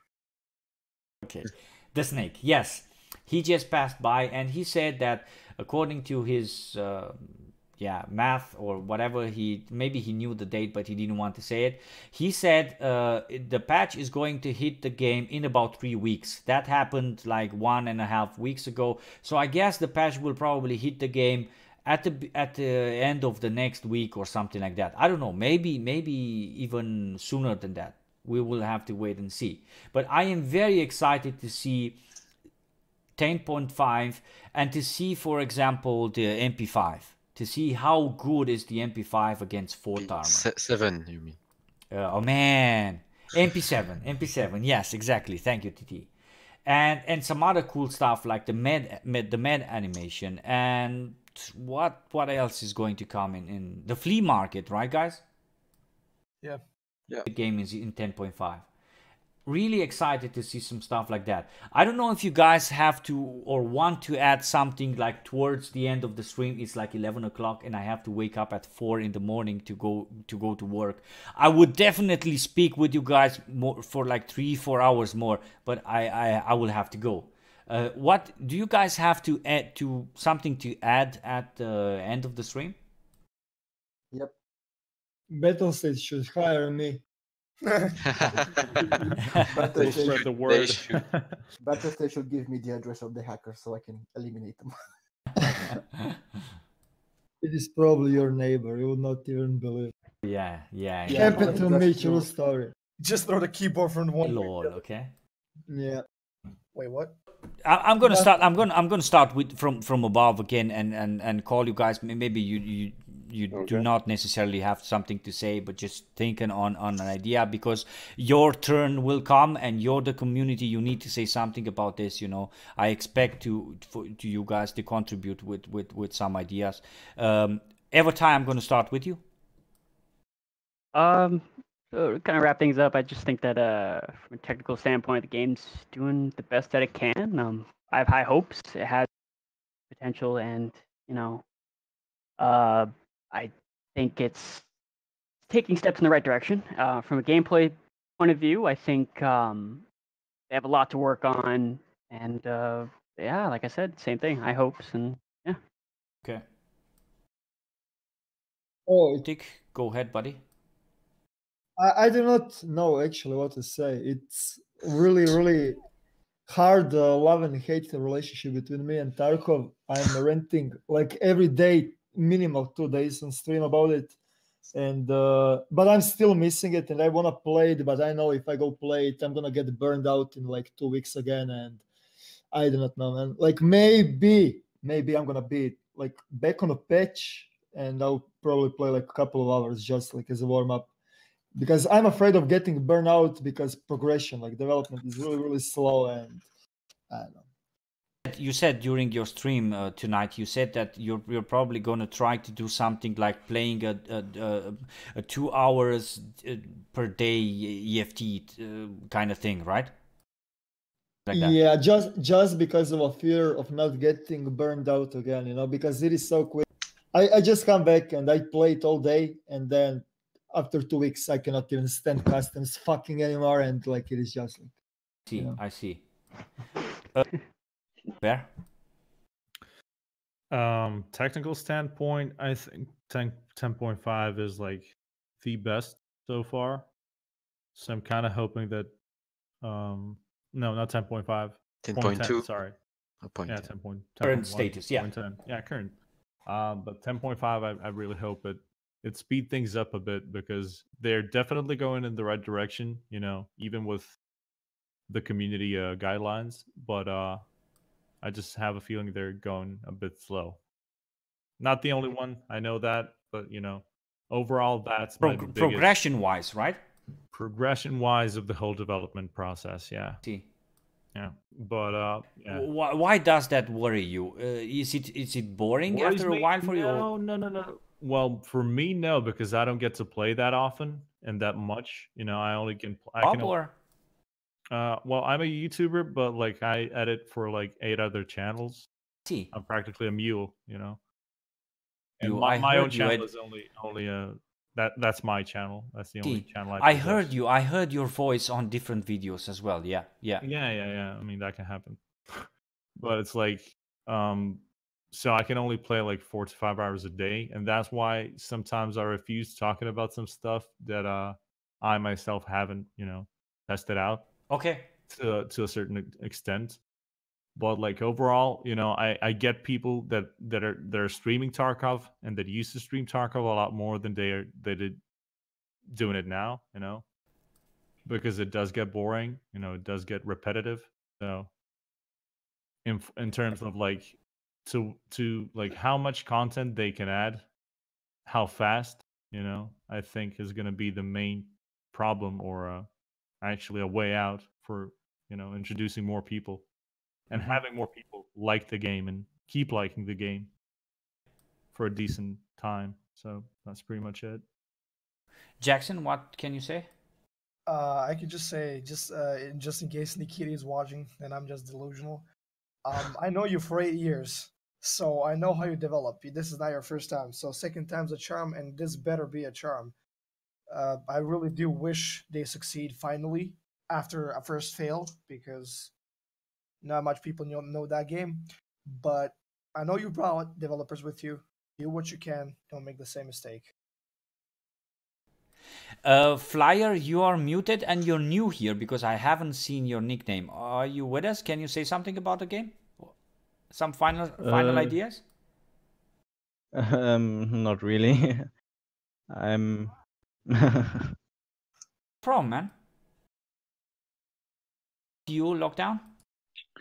Well, guys, I think as Redseven mentioned, what Nikita said once, that they are 75% on content side and 25% on optimizing and polishing.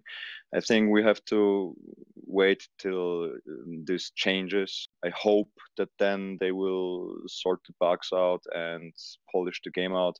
And I think if they do everything right, then with the new engine, with the Unity 2018, it could be a real game changer where development will go maybe faster or smoother. So yeah, let's support them. Right. Florex, buddy? I just hope the new they switch to the new Unity engine real soon, and that the next patches go smooth, because it hasn't always been too smooth with the scavs and stuff. But I really hope it works out for them in the end. That's just it, actually. Okay, TT, buddy? I wanted to say that I started playing back during the 0.1, so I'm during the very beginning of the game. BSG has made a lot of progress, a lot of improvement on the game and on the way they communicate with the community. Okay, yeah. There is no reason this would stop now, so I guess we have to support the devs. They started the game with a very small team and got maybe overwhelmed with the hype for the game. I agree, yeah. We just have to let them the time to develop the game properly. It's just we have to be patient and to have hope in the devs. Maybe even if it will be, as EROKTIC thinks, Star Citizen-like, it still will be improved. And Twinkie? They should punish harder the hacker. I want IP ban. Okay, anything else, Twinkie? Yeah, there's a lot of how's it called, pressure on the devs. So I wish them the best and make Tarkov again like we saw it first time. The trailer, it was awesome. I want that feeling to have. I agree. Yeah. Yes. We have to send love to the devs. I cannot not agree with what you guys said. I really hope that the game will succeed, and I believe it will, because they are really passionate about it, you know, and we see that because it's, yes, they are different, and they are not the devs that we see with our normal games. You know, you see very educated devs who speak very polite, and you know, some stuff like that you see with development on Ubisoft, on EA, on whatever game you see on the western side of the world, right? They are like straightforward, and if they tell you to go and eat some shit, like Nikita said, then yeah, it's their way of being. I don't know. It is rude sometimes, and it appears to be bad and so on. Okay, but I believe I like this more. I don't understand me wrong. I don't like to be somehow punished by the devs being so rude and so on. But I like you simply know that this person is honest. Yes, exactly. He's rude, but he's honest, and I personally like that. There is a bad side on this, and I come to this learning process again, because because I covered the news, I had to deal with a lot of stuff that has been promised and it has not been delivered. For example, the hideout, for example, OBT, and more stuff like that. And I'm being honest about this, and I expect you guys to be honest as well. You know, we need to criticize the game, and we do not have to accept everything that comes as it is, because I see that with a lot of content creators, and it's something that I don't like. For example, and I'm going to try to make it as short as I can. For example, ammo, you see ammo changes, ammo stats changes, or you see armor changes. People go with the flow and accept it as it is. We shouldn't accept that as it is and start testing, start criticizing, and ask ourselves, why does it take a full PRS 60 mag to kill someone when the latest patch it only took like 10 or 15 rounds? Or why are the BP rounds bugged when they shouldn't be, because they are AP rounds, you know? In my opinion, only this way the game can go forward with our help, with the community's help. In my opinion, yeah. I have a better question. Why do you need to have 3,000 different ammunition types when everyone is using only? I agree. That is a good question. He brought the hammer. Zam. With that US round. So basically, what the thing that I completely dislike is balance between the rarity of a tier of different tiers of armor and ammo. Yeah. It is not balanced if you get fort before you get BS. It is just like, you know, it is not, how to say, there is no character progression with the ammunition and with the armor type in a game. There has to be character progression has to be, okay, I reached level 30, I have armor piercing rounds, and then after another couple of levels I'm gonna get that Gen 4 armor. You know, you need to get ammo, you need to get counter before you get the armor. Exactly. Basically. And it is far away from that. So from being that, yes, I agree. They will need to improve this stuff, yeah, because not all of us are only PvPers. We also like doing some other stuff, and we would like to see some progression in the game, right? Not only, yeah, I agree. I also would like. I would like to see when you shoot an armored guy with a regular round. So let's say you need 3 bullets, and with the armor piercing you will need 1 to 2 bullets, and not a difference like, okay, without armor piercing round I need 30 bullets, and with armor piercing round I need 15 bullets. Yeah. I think the amount of hits that are needed to take someone down should be much less. Because we have the feeling. Yeah, I agree. We have the feeling that we play against Iron Man or like those juggernauts from Call of Duty 4, right? Right now, the current meta is when the wipe happens, no lifing the crap out of the game for a first week and then shredding everyone else. That is the meta of the game, and I do not like. I do not want to have 72-hour long live streams to fill up armor piercing rounds so I can kill everyone. I do not like that. You like it then? I would like to have the progression where game is gonna complement you to get armor or armor before ammunition that is going through the armor before armor. And if you do not have time to play game 72 hours per day, there has to be some kind of a alternative to get that armor piercing round so you can counter heavy guys. And also, since there is the medical system added in the game, is it realistic if somebody nukes your left leg with 30 meg size, you can bandage it with only 1 bandage, or you're gonna bleed the fuck out? Let's be real. It's not, of course not. You would bleed out, and that should be in the game. Okay, if I'm not gonna kill the guy, that guy's gonna bleed out because I emptied the whole mag in his you know. And also about the rarity, fort armor is like anti-mining armor, and people are not running with the forts like never ever. That is like for goddamn dismantling mines. Fort armor should be like a legendary rarity. Like if you see fort, that is like 1 in 1,000 raids, you know.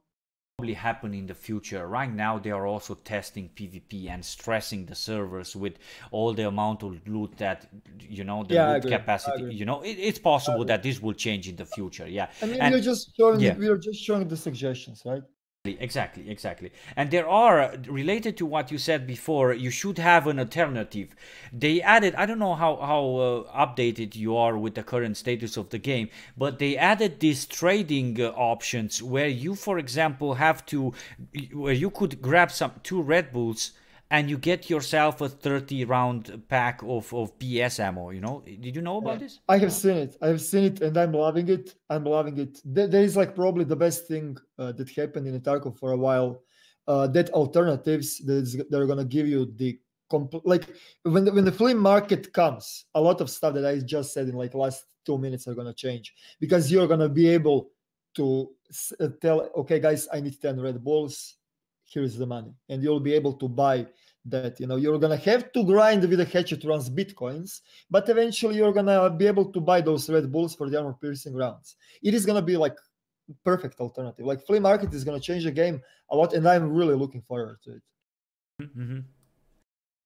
Okay, so to wrap this up, guys, I want to thank you all for participating, especially the guys. With all the respect I have for the Redseven family, guys, the guest that we had today is probably something that that never happened before, to be honest, okay? And we need to appreciate this, and I hope you guys also realize that FAIRTX is no Redseven with 10,000 subscribers, but he has like 45,000, and EROKTIC, I would say the same. So thank you guys for participating and coming on this humble channel.